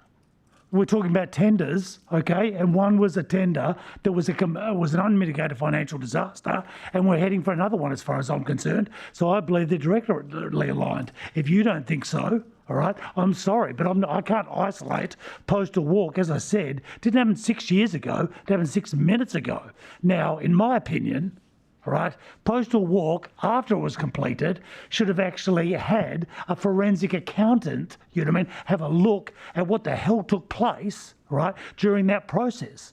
What we were shown that we were getting for X and what we ended up getting for Y are so far apart, it's ridiculous. And now we're just going to walk into the next one, okay, just all smiles, take the tender and everything else. It's already gone from, 700,000 was the original number, now we're in $1 million something, okay? And by the time we finish, it'll be, for all I know, it's going to be 2 million. It might come in on budget. But I'm just saying, okay, I agree with what everybody's saying. We should be improving the city. Absolutely. Subiapop's great, okay? But it's not great when financial mistakes of that size are made. And I'm not poking the finger at anybody because I don't know where the mistakes came from because it's never been looked at. All we did was built it, said, oh, looks like it cost a hell of a lot more money than it should have, and then went and had a party on the place saying how wonderful it is. And it never even looked even slightly like what was proposed to us, okay? So in essence, this scares the hell out of me, what we're putting forward. So at this stage, okay, until I hear from somebody that wants to convince me otherwise, but my inclination at this stage is no, but it's not only no, it's hell no, okay? So that's where I stand, right? And I would ask other councillors, albeit that are for it, right? That nothing stops you having a better look at it, okay? And especially, you just have a look at what we've come out of. It didn't happen down at Claremont. I'm not conferring to another place. It happened 100 yards up the road, okay? And when it happened 100 yards up the road, don't tell me it can't happen 100 yards down, down the road again. No protections have been put in place that I've heard about or anything else. And I'm going to leave it at that. But I'm going to say it again. It scares the hell out of me, all right? So we'll wait to be convinced by somebody else that I've got nothing to be scared about. Thank you. Speaker for the recommendation, Councillor O'Connor. Thank you, Mayor McMullen, and through you. Planning for this upgrade's been in train, broadly speaking, since 2014, and it's part of a strategic decision that was taken to progressively upgrade walks in Subiaco.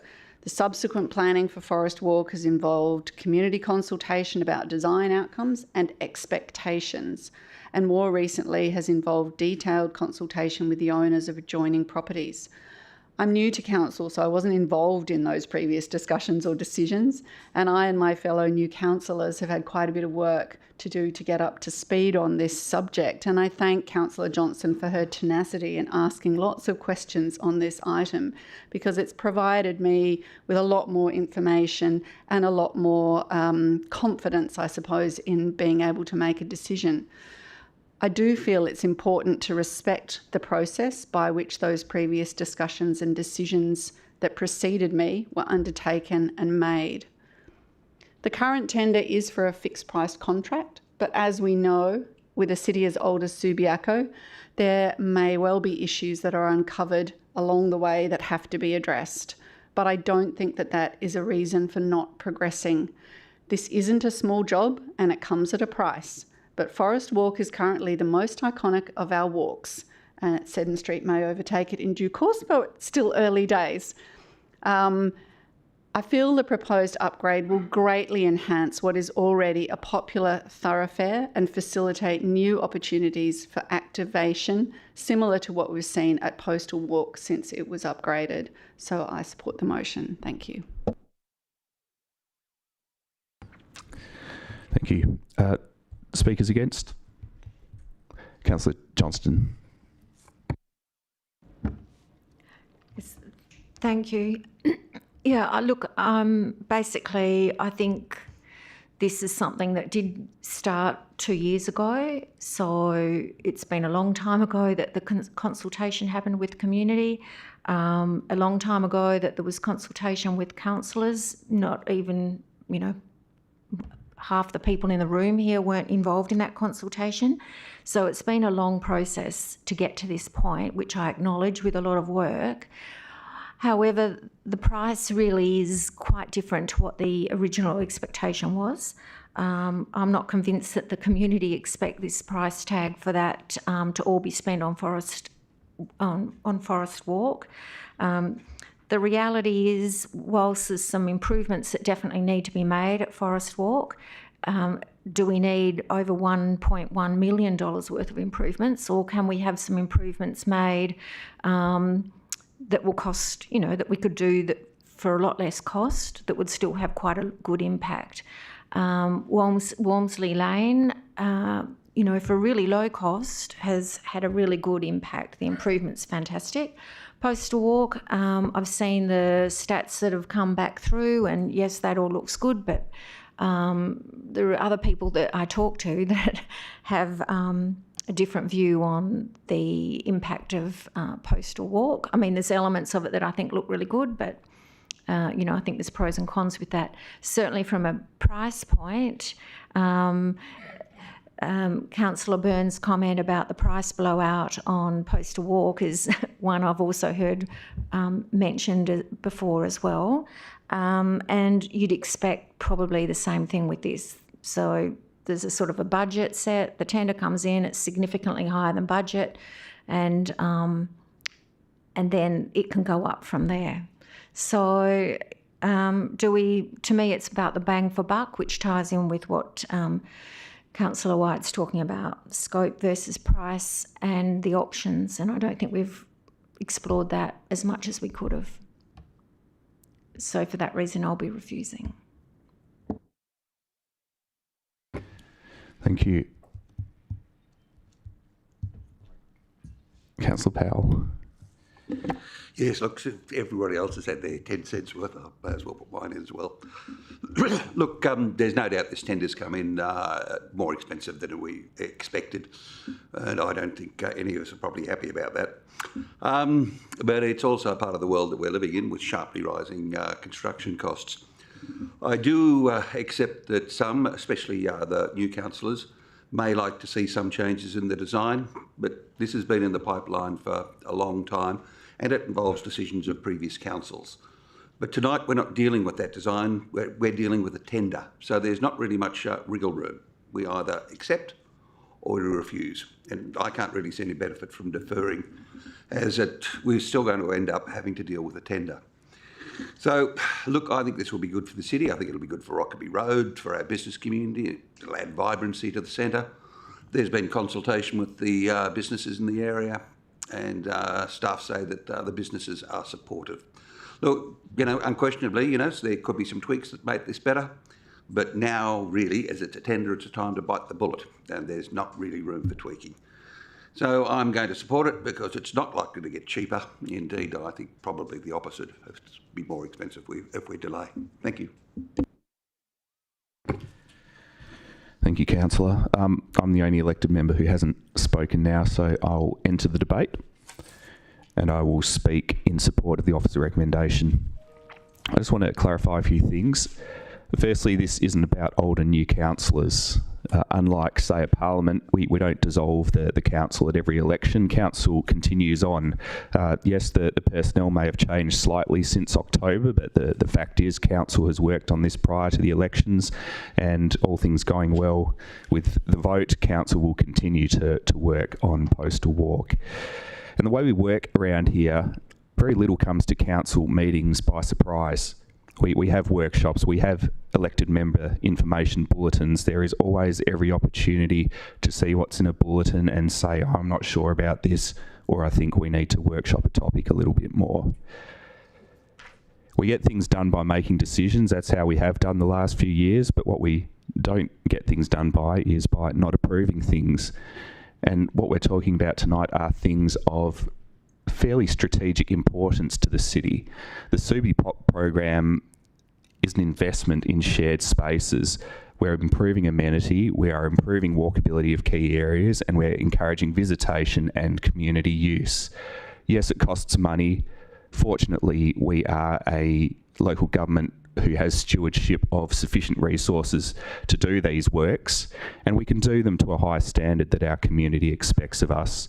I do think the community will be the beneficiary of this and every other Subiaco project that we deliver, and I think the community would be disappointed if we didn't take pride in our key nodes by doing them up and upgrading them to the type of standard we're being faced with this evening. I don't think we need to become a committee who decides red brick versus cobblestones, but we have, however, had opportunity to have input into the design work.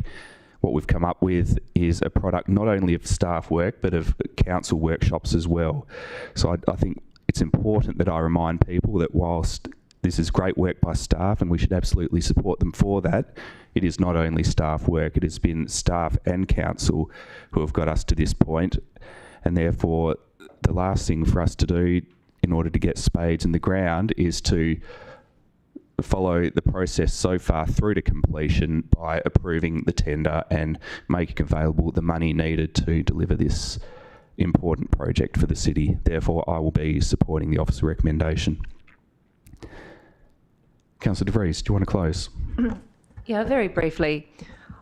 Look, it's great hearing such passionate debate tonight, and I do understand the difficulties of not knowing what's gone on before, and I too experienced that. So it's just part of the role to some extent of playing catch up at some point. But I feel the information on this has been fairly shared, and I think this is our chance here to do something. I also just want to mention one other thing which came to my mind today was about the trees in that little walk there, that there are actually going to be more trees, I understand. And I think it's going to be part of our fabric, which is, everybody comments, Subiaco's fabulous because we have so many trees. So I think what we're doing here is trying to build that tradition that we have in our community. But I too share concerns around costs, and I think when we come to talk about the next decision, we might be saying we've got to put that one off for a while because we had a budget and we will now go over the original 1.7 million budgeted for Subipop. So there is a possibility that we might move forward a little bit more slowly in terms of finalising it. Hopefully not, but we'd need to discuss that at a future date. So after listening to the different arguments, I'm still supporting it, and I certainly hope that the rest of you do too. Thank you. Thank you. I'll call the vote. All those in favour? All those against? The item's carried 5-3. 6-3. Need to work on that maths. I never count myself. 6-3. The item's carried 6-3.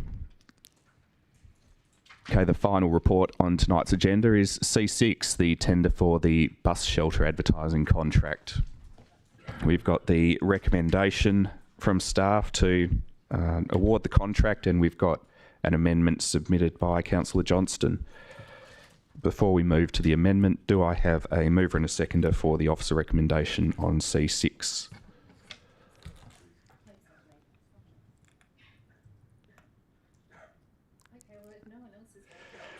Councillor De Vries and Councillor Powell. No, I saw your hand go up first, Councillor De Vries.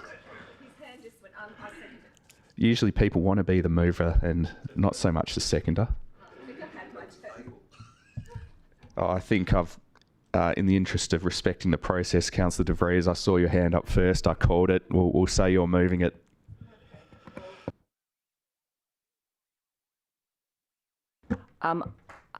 Look, this is a staff matter, really. I think the tender process has been done to the standard that you would hope, and I think that I feel a little uncomfortable second-guessing what goes on with these tenders. But look, there were some concerns raised, but they've been addressed for me. I'm comfortable with it.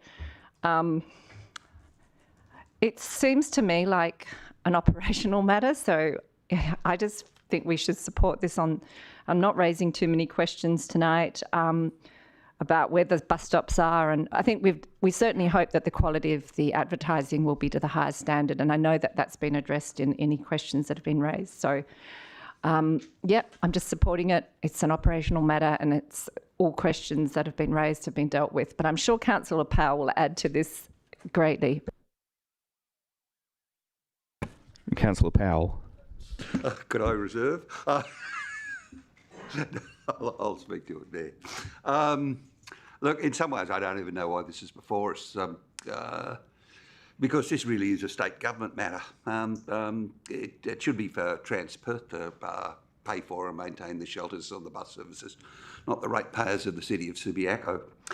That might sound like a bit of a common theme for me with the state government tonight. So, look, I understand why the city officers are not trying to lumber our ratepayers with yet another state expense. I don't like the idea of doubling the number of shelters with advertising in Subiaco. But then on the flip side, we're getting new shelters that we don't have to pay for. And we're also doubling the number of shelters, I think, that the city doesn't have to maintain. So I'm not really keen. I don't suspect many of us are on space advertising. But it's... in the overall, it's probably not going to be a quantum jump of what we've already have, in space advertising in the city. So, and as to the quality of the advertising, the city officers maintain that there is a robust system to make sure the advertising will not be promoting unhealthy products like alcohol or tobacco or gambling. But I think it probably might prove a bit interesting with certain goods, like, whether certain fast food should be on bus shelters. But that will be for this robust system to sort out. Look, I'm also was a bit surprised about the 20-year length of the contract. But except that the capital investment for us to get new bus shelters has to be amortised, and that really has to be over an extended time, and that seems to be common in this industry. And look, over the life of the contract, the city will be about $3 million better off, or $3 million, which won't be coming out of our ratepayers' pockets. So while I don't like the advertising aspect, on the other side, we'll be getting new shelters that are being without paying for them. So on economic grounds, we're not slugging the ratepayers with what should be a state government expense. So on that basis, I'm supporting it. Thank you. Speaker against before we go to the amendment. Councillor Burns, a question. Yes, thank you, Madam Cumberland, and perhaps you and probably personally could clarify something for me. On the previous item, just so I can get my head around this, you were talking about our financial position generally, okay, and that we have a nice one, and it's the community wants to see us do things to make the city better. Okay, I don't think you're nodding your head, so I'm taking that as. I'm just waiting for this to be turned into a question because I'm just not sure where it's going. Well, I'm trying to get the difference here. That I've got to make a decision, but on one hand we've got money, and we want to improve the city, but on the other hand, we're going to take money from third parties and use it for advertising, which to me is nothing more than makes the city look absolutely worse. Putting advertising everywhere is exactly... Well, hang on. Those views are views you can express in debate. What is the question you want to ask of me and or staff? Well, the question is, where is this anomaly lie? Okay, that we've got two completely. I'm trying to get my mind around two completely opposing points of view that have just been expressed in this item and the other one. One, we got money. Right. Okay. Well, the other one we got. Was one of those views my view? Pardon? Was one of the views the views that I expressed in the debate? Is that why it's being directed at me?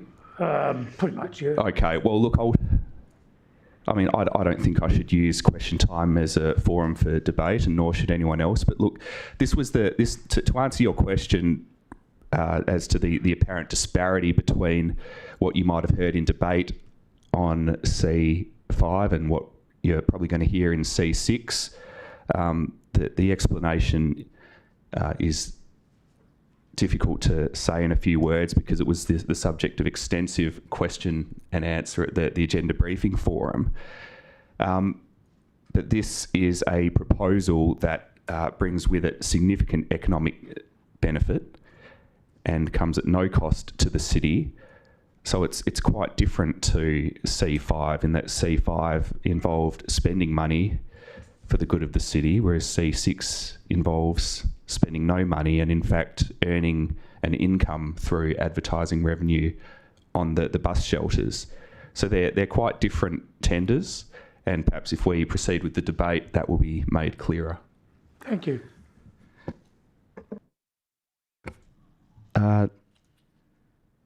Speaker against? Councillor White.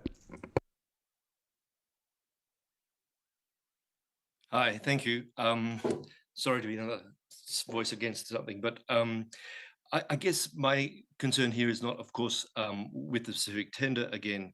I guess I just want to address 2 points that have been made because they sort of highlight the points that I wanted to make. One is that I honestly don't see this as an operational matter only. I think, yes, in terms of fulfilling a tender and the best bidder winning, that is operational, and in that sense. My biggest worry is here was in doing so, we're making a policy decision, which is about doubling the amount of advertising on bus shelters in the city, adding illumination advertising in the city. These to me are not operational. This is something that says something about the character of Subiaco and the place we want to live in and the future that we might have for the next 10 to 20 years. So it's far from an administrative decision. It's very much something about the environment that we live in.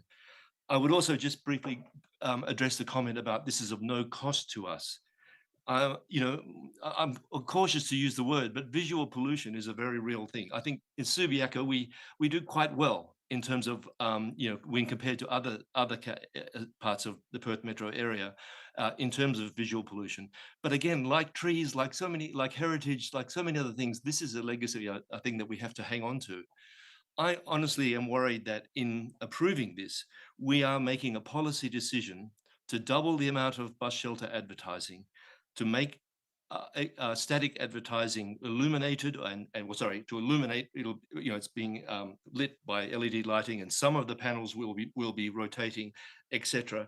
And that in doing that, we are incurring a cost, and that we are affecting the character of Subiaco. And again, my concern is not about approving a tender that's been through a competitive process that's been well done, but for me, there are inherent policy decisions in this that I don't think we've been given the opportunity to address beforehand. Thank you. Now might be a good time to test Councillor Johnston's amendment. It's been submitted ahead of time. It's been circulated. We'll assume Councillor Johnston still wants to move the amendment. Do I have a seconder for the amendment submitted by Councillor Johnston?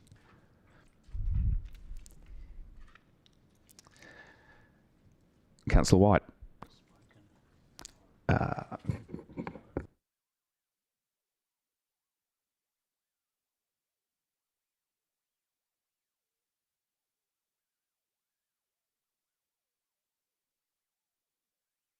Councillor White, we're just consulting the meeting procedures, but I think it will be okay.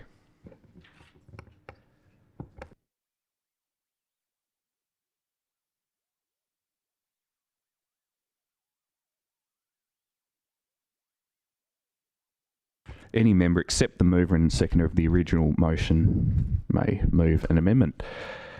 Councillor Johnston, do you want to talk us through your amendment? Thank you, Mayor. Yes, look, do I need to read it out, or I can skip to my reasons? Well, I wonder if we could put it on the screen and replace Councillor White's face for a second. It was okay. Look, essentially I don't think you necessarily need to read it out. No, good. It's really just explain it, then get on with it. Basically, a condition that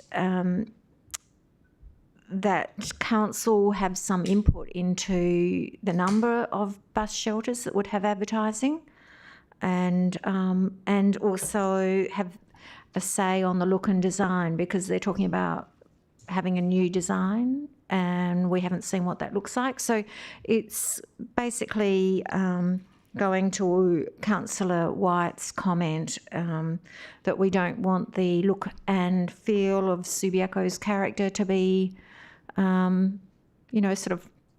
want these to reflect Subiaco's unique look and feel. And I think this is hopefully some way of council having a say in that. Councillor White, anything to add to the debate on the amendment? Yeah, just briefly, and thanks to Councillor Johnston for putting it. Yeah, look, I think it does take a step toward my concern. To be honest, it probably doesn't do it fully, but it does raise this issue of how we as elected members have some contribution to the direction of the city in relation to something like advertising space and the feel, which as I've argued earlier, I think has a profound effect on how people see themselves in Subiaco and how our experience of the place that we live and work in. And to have too much advertising, to be doubling it in this way, is a great concern to me. I think this amendment does go some step toward addressing that. I guess my only concern would be, but I'm open for what the debate is, that this basically just suggests that we'll be notified of the changes. It doesn't allow us as a council to have any say in whether or not we think a doubling of the bus advertising is appropriate, or the types of the modality, if you like. I'm thinking of the dynamic screens of this advertising, but at least it gives us a part in sort of being told what's happening. So yeah, I'm happy to support it in that regard. Thank you. Thanks, Councillor White. Look, I don't think there'd be any mischief in me just explaining something. The amendment at point 3 speaks about there being sufficient notice for review prior to proceeding. So I suppose you could take that to mean that it's not going to be lumped on us after the point of no return. That would be my expectation of that type of wording. Councillor Jones, speaking for the amendment. I have a question. On the amendment? Okay, a question. In the amendment, it talks about new shelters. By that, do you mean like they're building completely new shelters where there weren't bus shelters, or do you mean new shelters that weren't advertising shelters prior to that, but they were existing bus stops? It's not clear to me what you mean by new shelters. Councillor Johnston, what did you have in mind when you drafted the amendment? Actually, I'd need to go back to my email, because in actual fact, this draft isn't exactly what I initially put forward in my email. And in fact, my original email was stronger and it was more about, I think I used a word perhaps in consultation, or it was stronger than this. And I sort of toned that down after talking to one of the staff officers. And so, this is to reflect that my understanding is that they can redesign. I don't know if it's any shelter, whatever shelter they want to redesign, I think we should be able to have a say in. So to me, it should really probably be more than notification. It really should be for approval. And I think my original proposed amendment that I emailed through was for our approval. Okay, doesn't answer your question. Any shelter, whether it's new or existing, that's going to be replaced. That was your intention. Any new shelter, or any new bus shelter installation in a new or existing location. New or existing. Is that your understanding, CEO? Yeah, through the chair. So I think both the slight changes to 2 and 3, what we were trying to capture in the intent was that, firstly, in terms of the design, that would give opportunity for elected members to either put forward an EMM or request another report to council in terms of design if they so thought. And in terms of 3, same situation. It's unusual for new shelters to be sought, but if they were, once again, the intention there is to provide that to elected members through the usual process, which may have a strategic workshop or some other manner through the EMIB, and then it would provide sufficient time for elected member, if they wish to do an elected member motion themselves, or alternatively request another report to council, which thereby council would have decision. So that's why it says sufficient notice for review. So it gives the future council, which might be in 15 years' time, an opportunity to decide whether or not they wish to have some input via a council decision. Thank you. Any other speakers on the amendment, for or against? I'll call the vote then, just on the amendment. All those in favour of the amendment? All those against? The amendment's carried 8-1. So we'll now resume debate on the officer recommendation as amended by Councillor Johnston's amendment. I'll take speakers for or against at this point. We've heard from 3 councillors already. Councillor Jones. At this stage, I'm not even sure whether I'm for or against this, but I just want to speak on the motion to the motion. Pardon me. At the agenda briefing, this item created a lot of discussion, more than any discussion that I've seen in my short period, and I've been trying to understand what it is that's caused that. And it seems to me that as a council, we've been presented with a contract, and we didn't actually have much say, if any, in the tender process itself, where we could have influenced this. All the questions that we've come up with about advertising, number of shelters, those could have been conditions in the tender, like limiting the number of shelters, for example.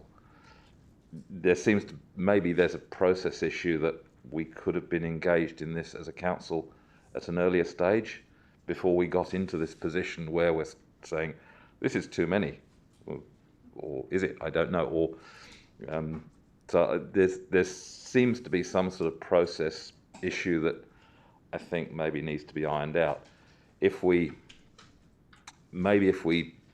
don't pass this item and we go out to tender again, then we can influence that tender and get our concerns about this into a new tender. I'm not sure if that's possible. I'd have to take advice from the CEO on that. But I think this is displaying a wider issue, perhaps in the process we go through. I'm a newbie here, so please give me some latitude if this is the way that it just has to be done. But I would have appreciated some input into the tender so that we could have nipped these questions in the bud beforehand. I'll leave it at that. Other speakers? Councillor Burns. Thank you, Mayor McMullen. Look, councillors, I'm really hopeful we say no to this. Not forever, but for now.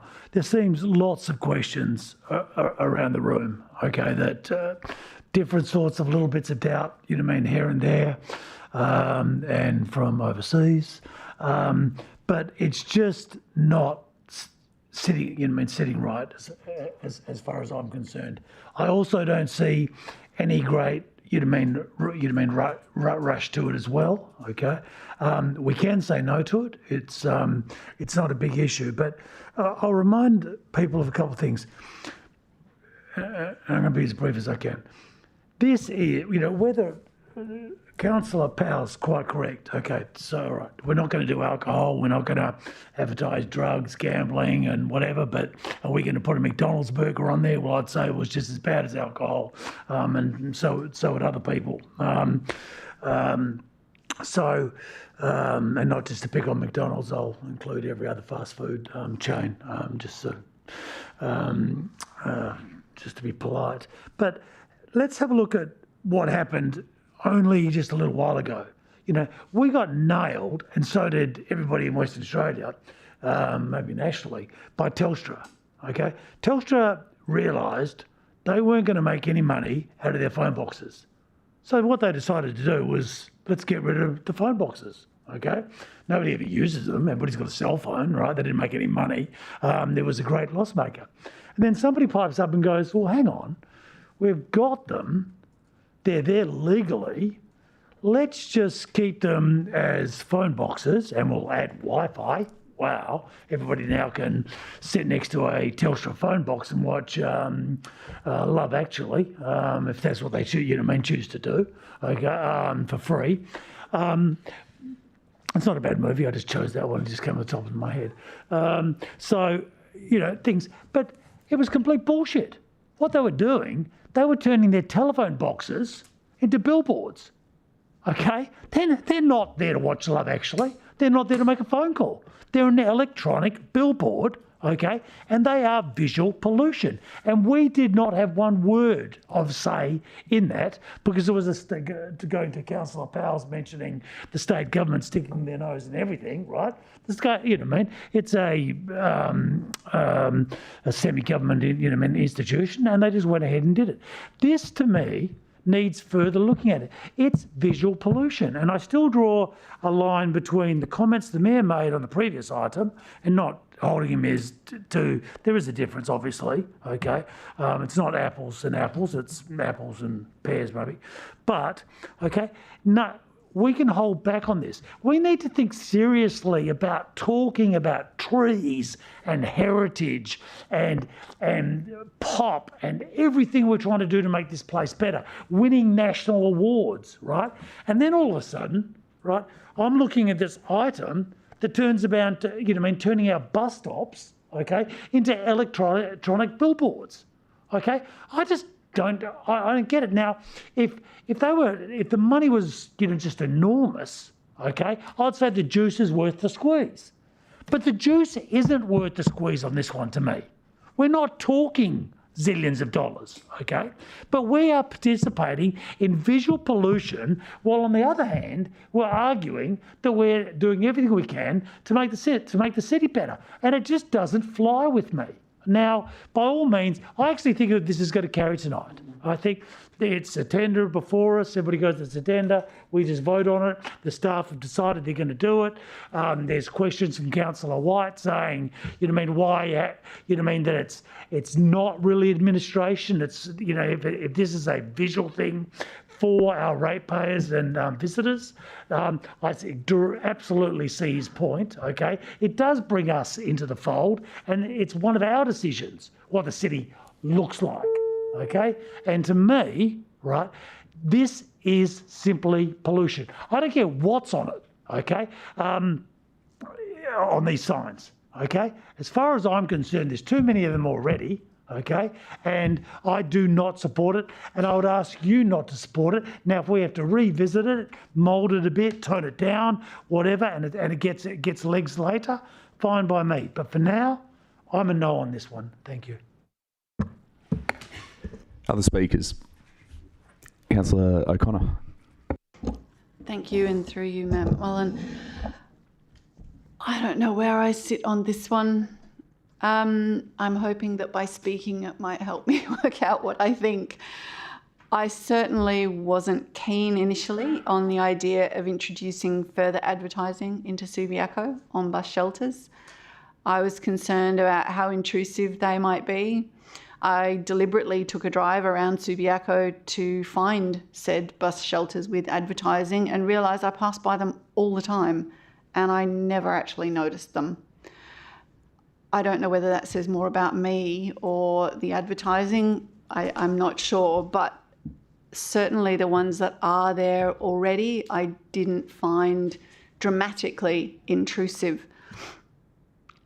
I'm aware that advertising takes many forms, and we've sort of focused a lot on the negative, the fast foods and the thises and the that's, but there's a lot of advertising that is also very positive. We have advertising about healthy eating, we have advertising about sport, we have advertising that's community service advertising, we have advertising by the city, potentially, on bus shelters. So we advertise ourselves. So advertising is not just a one-size-fits-all thing. I was concerned that we didn't have before us the final design for the shelters, because we're talking about adding infrastructure to the city which will be there for the next potentially 20 years. So I appreciate Councillor Johnson's amendment that will allow us to see the design of the shelters. I'm not sure I have anything more to say, and I'm not sure I'm still decided. Thank you. Other speakers? Councillor Kosovich. Thank you, Mayor McMullen, and through you. When this matter first came to Council at the Agenda Briefing Forum, I led the charge on this because I thought it lacked some pretty important detail. I thank the Director of Technical Services for his hard work in getting that additional information. It amounted to due diligence as far as I was concerned, and I am satisfied with the outcome. In terms of the bus shelters, I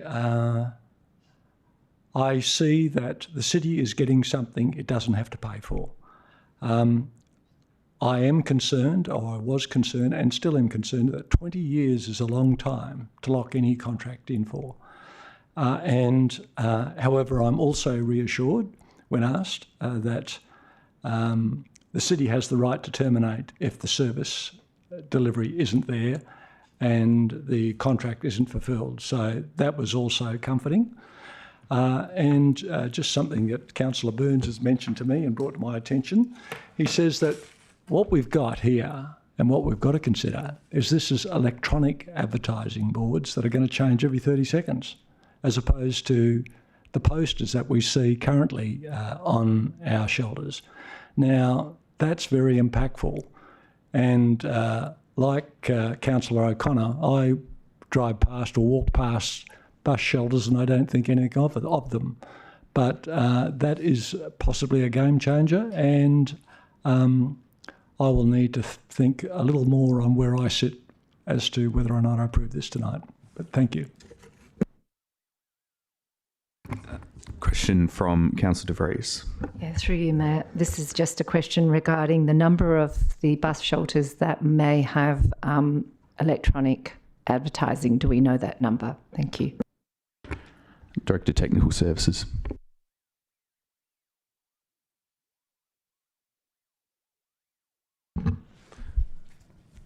Thank you, Mayor.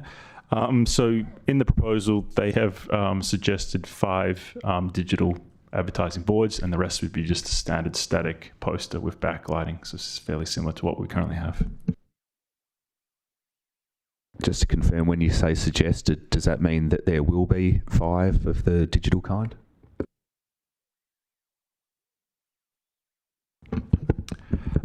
If the contract goes in as planned or as they've proposed, then yes, there would be 5 digital signs.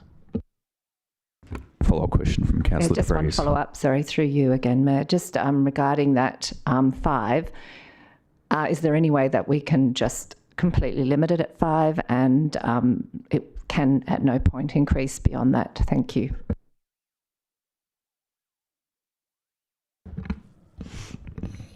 So yes, we would have that ability if we deemed that 5 was a sufficient number, that we could, through this contract, ask to be kept at that. Councillor Johnston. Yes, thank you. Through you, Mayor. I noticed on the tender, the terms under clause 2.2.1 quoted, I'm quoting, allows the contractor to replace all existing bus shelters, it goes on, and install new bus shelters with advertising panels at all suitable bus stop locations in coordination with and written approval from the city. End of quote. So that's in the tender. So does that mean that they can't actually do any advertising without written approval by councillors, or will that be staff, city staff?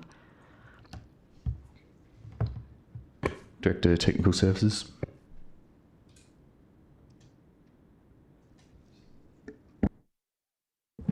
Thank you, for your presiding member. So if the contract was executed, then it would be the city staff that would manage that and give that approval on the city's behalf.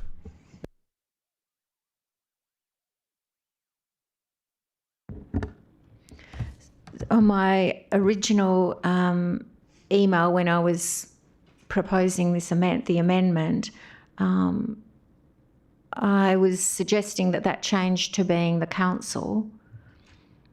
Is that something that would be we could look at doing? I realise I've put an amendment forward to try and give some of this power to the council. That's a procedural question, so we need an amendment from the floor from someone who hasn't spoken and wasn't the mover and the seconder. So I don't think that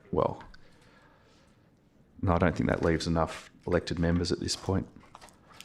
Would that be correct, CEO? Can any further amendments be raised from the floor? I think the answer is no. But we'll just check as well.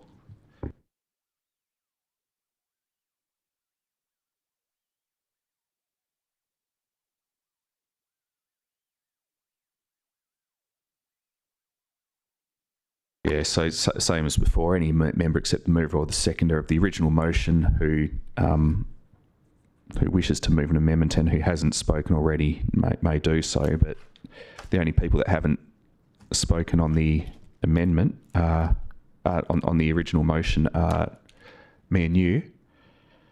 You've already raised one. Can someone raise another one? I suppose if you wanted to see if I was prepared to move it, we could consider that. Yeah, if you had a seconder in me, we might be able to do something. So in terms of the substance of your proposed amendment, I think that's a question for Director Technical Services.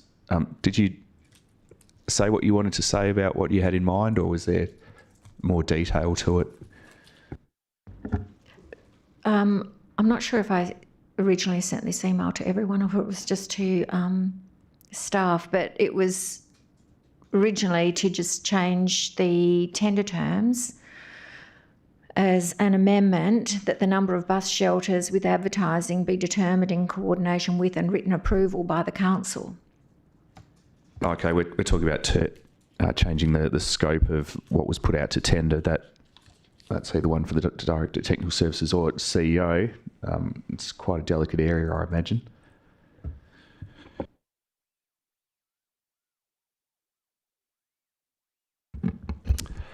So maybe I should first speak to, I guess, like the mechanics of the current amendment before us, because I think it might go to what you're aiming to do here. So the way that's written, and like the CEO has actually mentioned, particularly talking about the sufficient notice for review.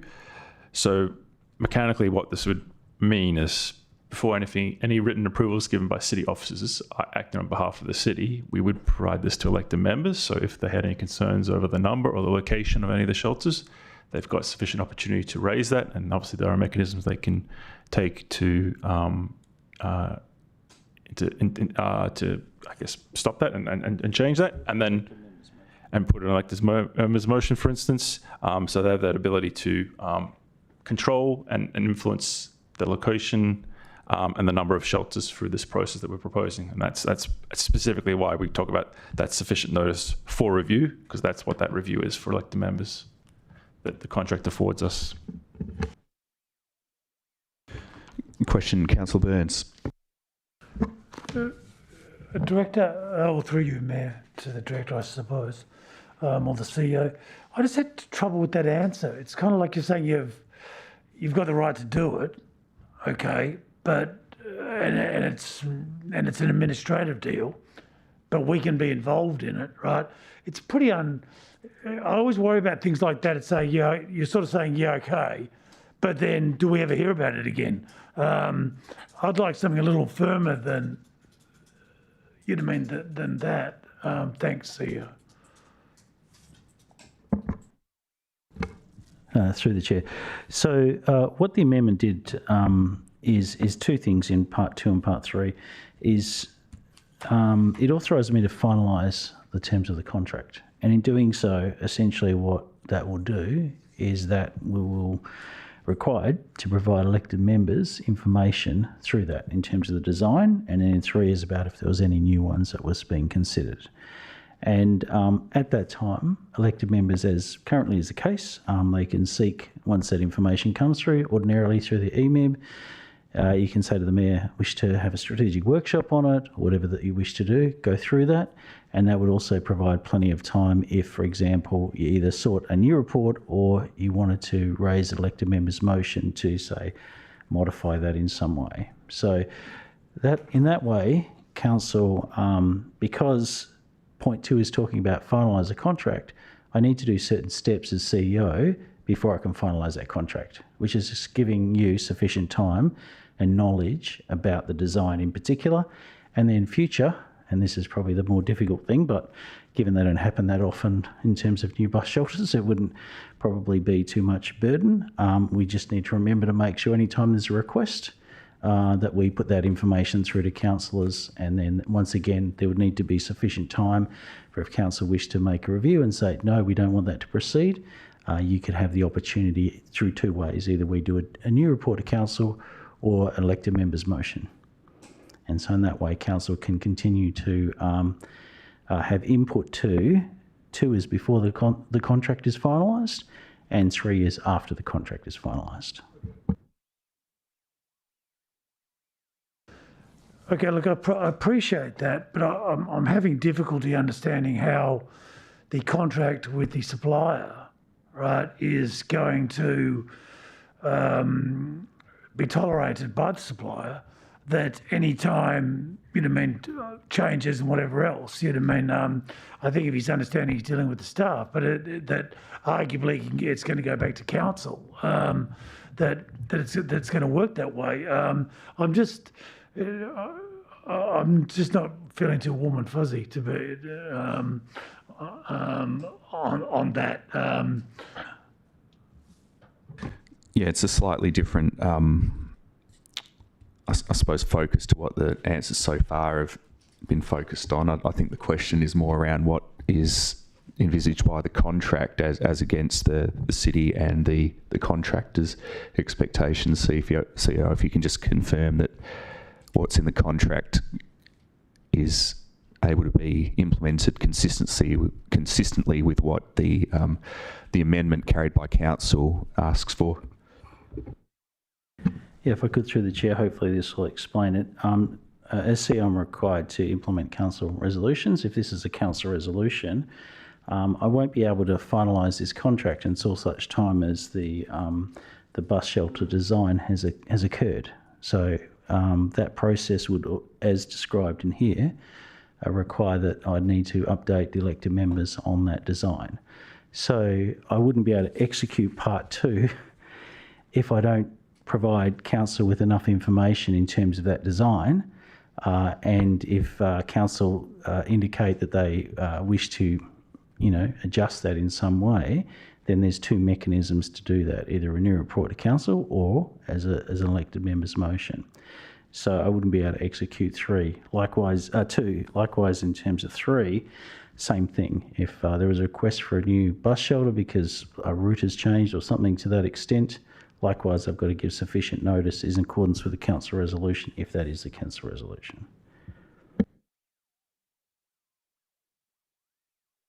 The final one is just for absolute clarification.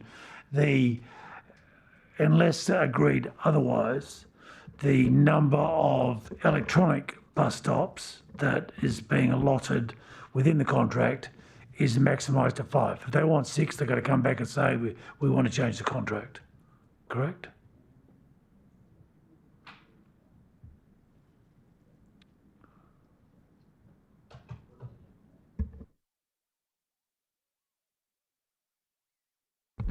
So thank you for your presiding member. So the number is not stipulated, so it's at the city's discretion to allow any more than 5 as is currently contemplated. We'll say that again. Okay.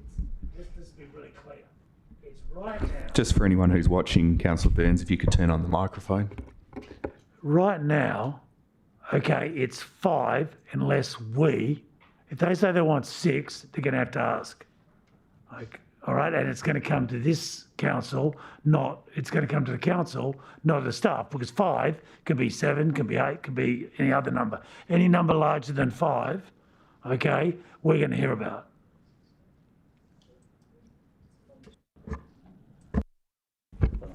So thank you for your presiding member. So through interpretation of 3, we could certainly say that if there's a change or a new item, such as a digital sign-in, then that would have to come before council as is stipulated in 3, so we can make sure that's how it acts in practice.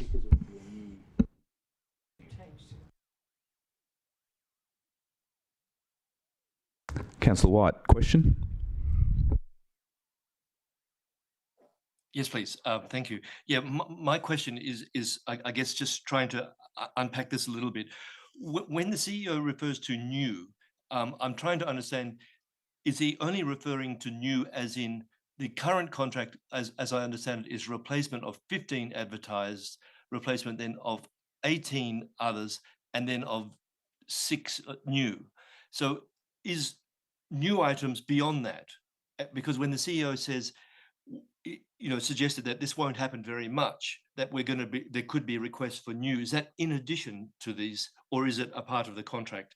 Then my second question is about this also in terms of how, in terms of the amended motion, point 3 works.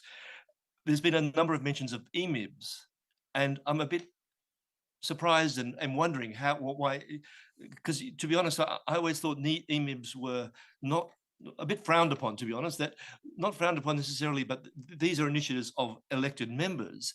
Whereas what we're seeing is, as I understand it, is it might be in the EMIB that we would get this information. And if we had any concerns about it, we would then be required to either raise it and just see if staff agree, or if it comes to council, the only way it would come to council is through an EMIB. Sorry, is through an elected member's motion. Sorry about that. So can you just clarify what we mean by new items, and is this the actual mechanism being talked about here? Because it seems a bit unnecessarily cumbersome. So just before I hand over to the CEO, new bus shelter installations, I think we've addressed already. It's any new installation, whether in a new location or an existing location. That's how it was intended when it was drafted. That's how the staff are understanding that. So any new installation, as the amended point 3 now reads. As to process, CEO. Yeah, as what I was trying to describe is the elected member information bulletin goes out weekly. It's just an information source. And what that does is that alerts elected members to particular issues. And in this case, it would be either there's a proposal for a bus shelter to change or a new bus shelter example, or in this case, to actually execute the contract will be the style of the design of the shelters themselves. And then elected members simply let the mayor know that they either wish to have a strategic workshop on it to be able to talk it through. Monthly, there's also a council forum after the council meetings, the first Tuesday, and that's likewise an opportunity for elected members to raise any particular issue, or they may wish to seek where that process is at, etc., a bit of an update. And then there are two pathways. If, for example, the general sense was that we'd like another report to council, then we could prepare another report to council if that would be helpful. Or alternatively, as I've said, so there's sort of two pathways. The other would be if an individual elected member wished to put together an elected member's motion. It's in the standing orders, and every elected member is able to raise that motion whenever he or she thinks fit. So you've got two mechanisms, but ideally it's the information process that has worked pretty well in the last couple of years in terms of giving elected members the opportunity to let the mayor know that actually I think we need a deeper dive on this particular issue. Councillors, okay, well, I'll ask you last question, then I'll say what I was going to say. Just one last question through you, Mayor, just regarding the placement of the digital advertising. Do we know where that might be, or will we have any input into that decision? Thank you. Director of Technical Services.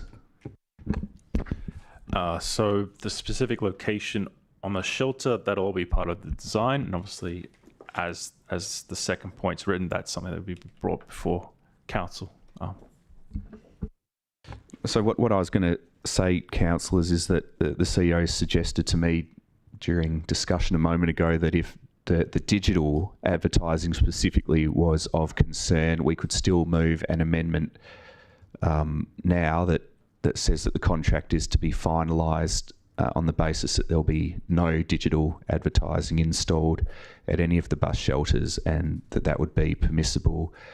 The advice is that wouldn't interfere with the tender process at all, and we can do that tonight if we wish. It would adjust the financials, though.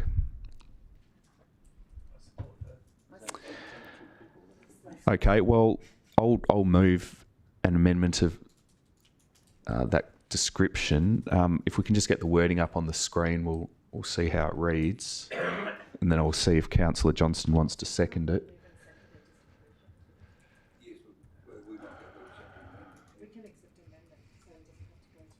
Even better.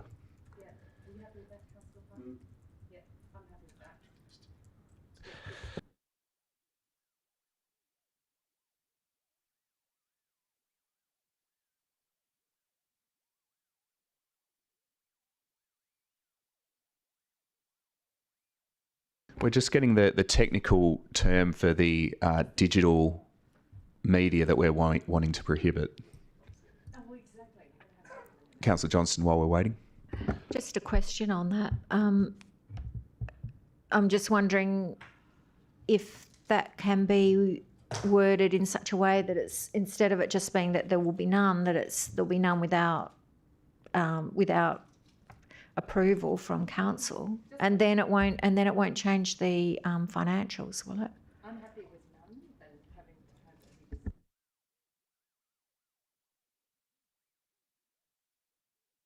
If the mover and the seconder are happy to accept the amendment on the basis that there's no digital advertising, no digital advertising signs. no digital advertising signs, then it can be incorporated without a mover and a seconder, without debate, and that's what we'll be working with.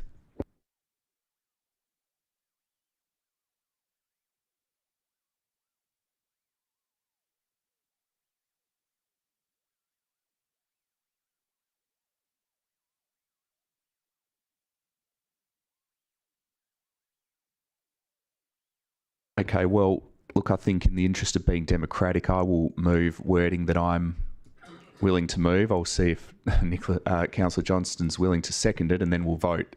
If you're not willing to second what I'd propose, then that could be a problem, I suppose. Can I ask a question? Yep. Okay. So electronic digital advertising, just so we don't have one of like a liquid crystal display unit akin to a calculator. Can I ask a question? So you said this will change the financials, so that's going to change they'll go back to the drawing board with their tender for the financials. How does that work? Like, I mean, that changes the financials. We may not want to accept it, but this actually approves it. So I'm just wondering how that would work. Yeah, if I could, through the chair. So part two, in order to for me to authorise finalisation of the contract, I would expect that their proposal would have come back with a slightly different revenue stream over the 20 years.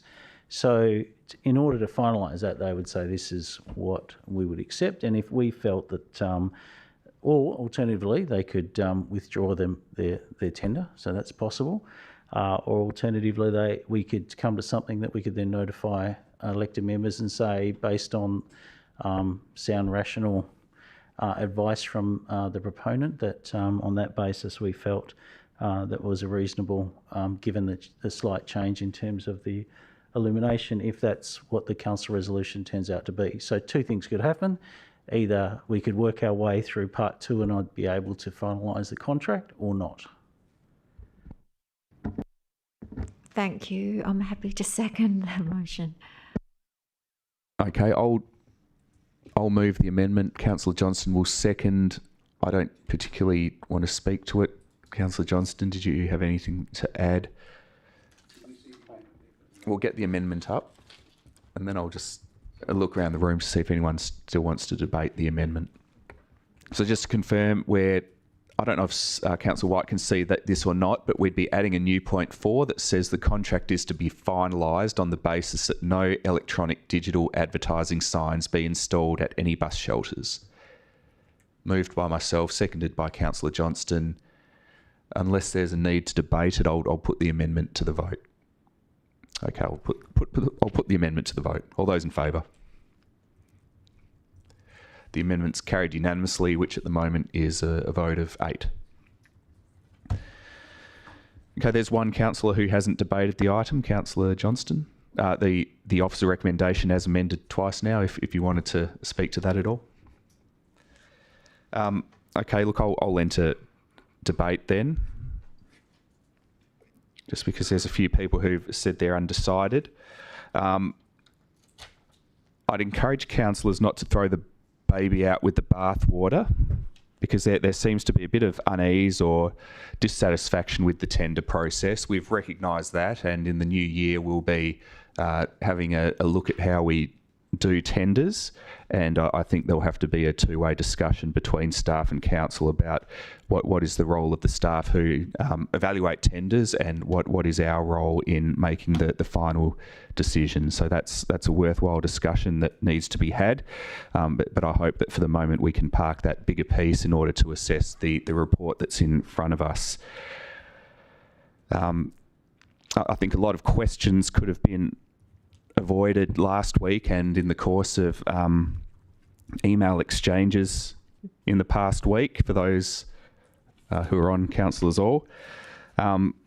If the report had been a little bit different, and look, it's great with the benefit of hindsight to say these things, but sometimes adding a bit more detail or a bit different detail can mean the difference between a smooth path to yes and a path that is less smooth. But look, I think we've asked all the questions that a governing body could possibly have asked on this topic, and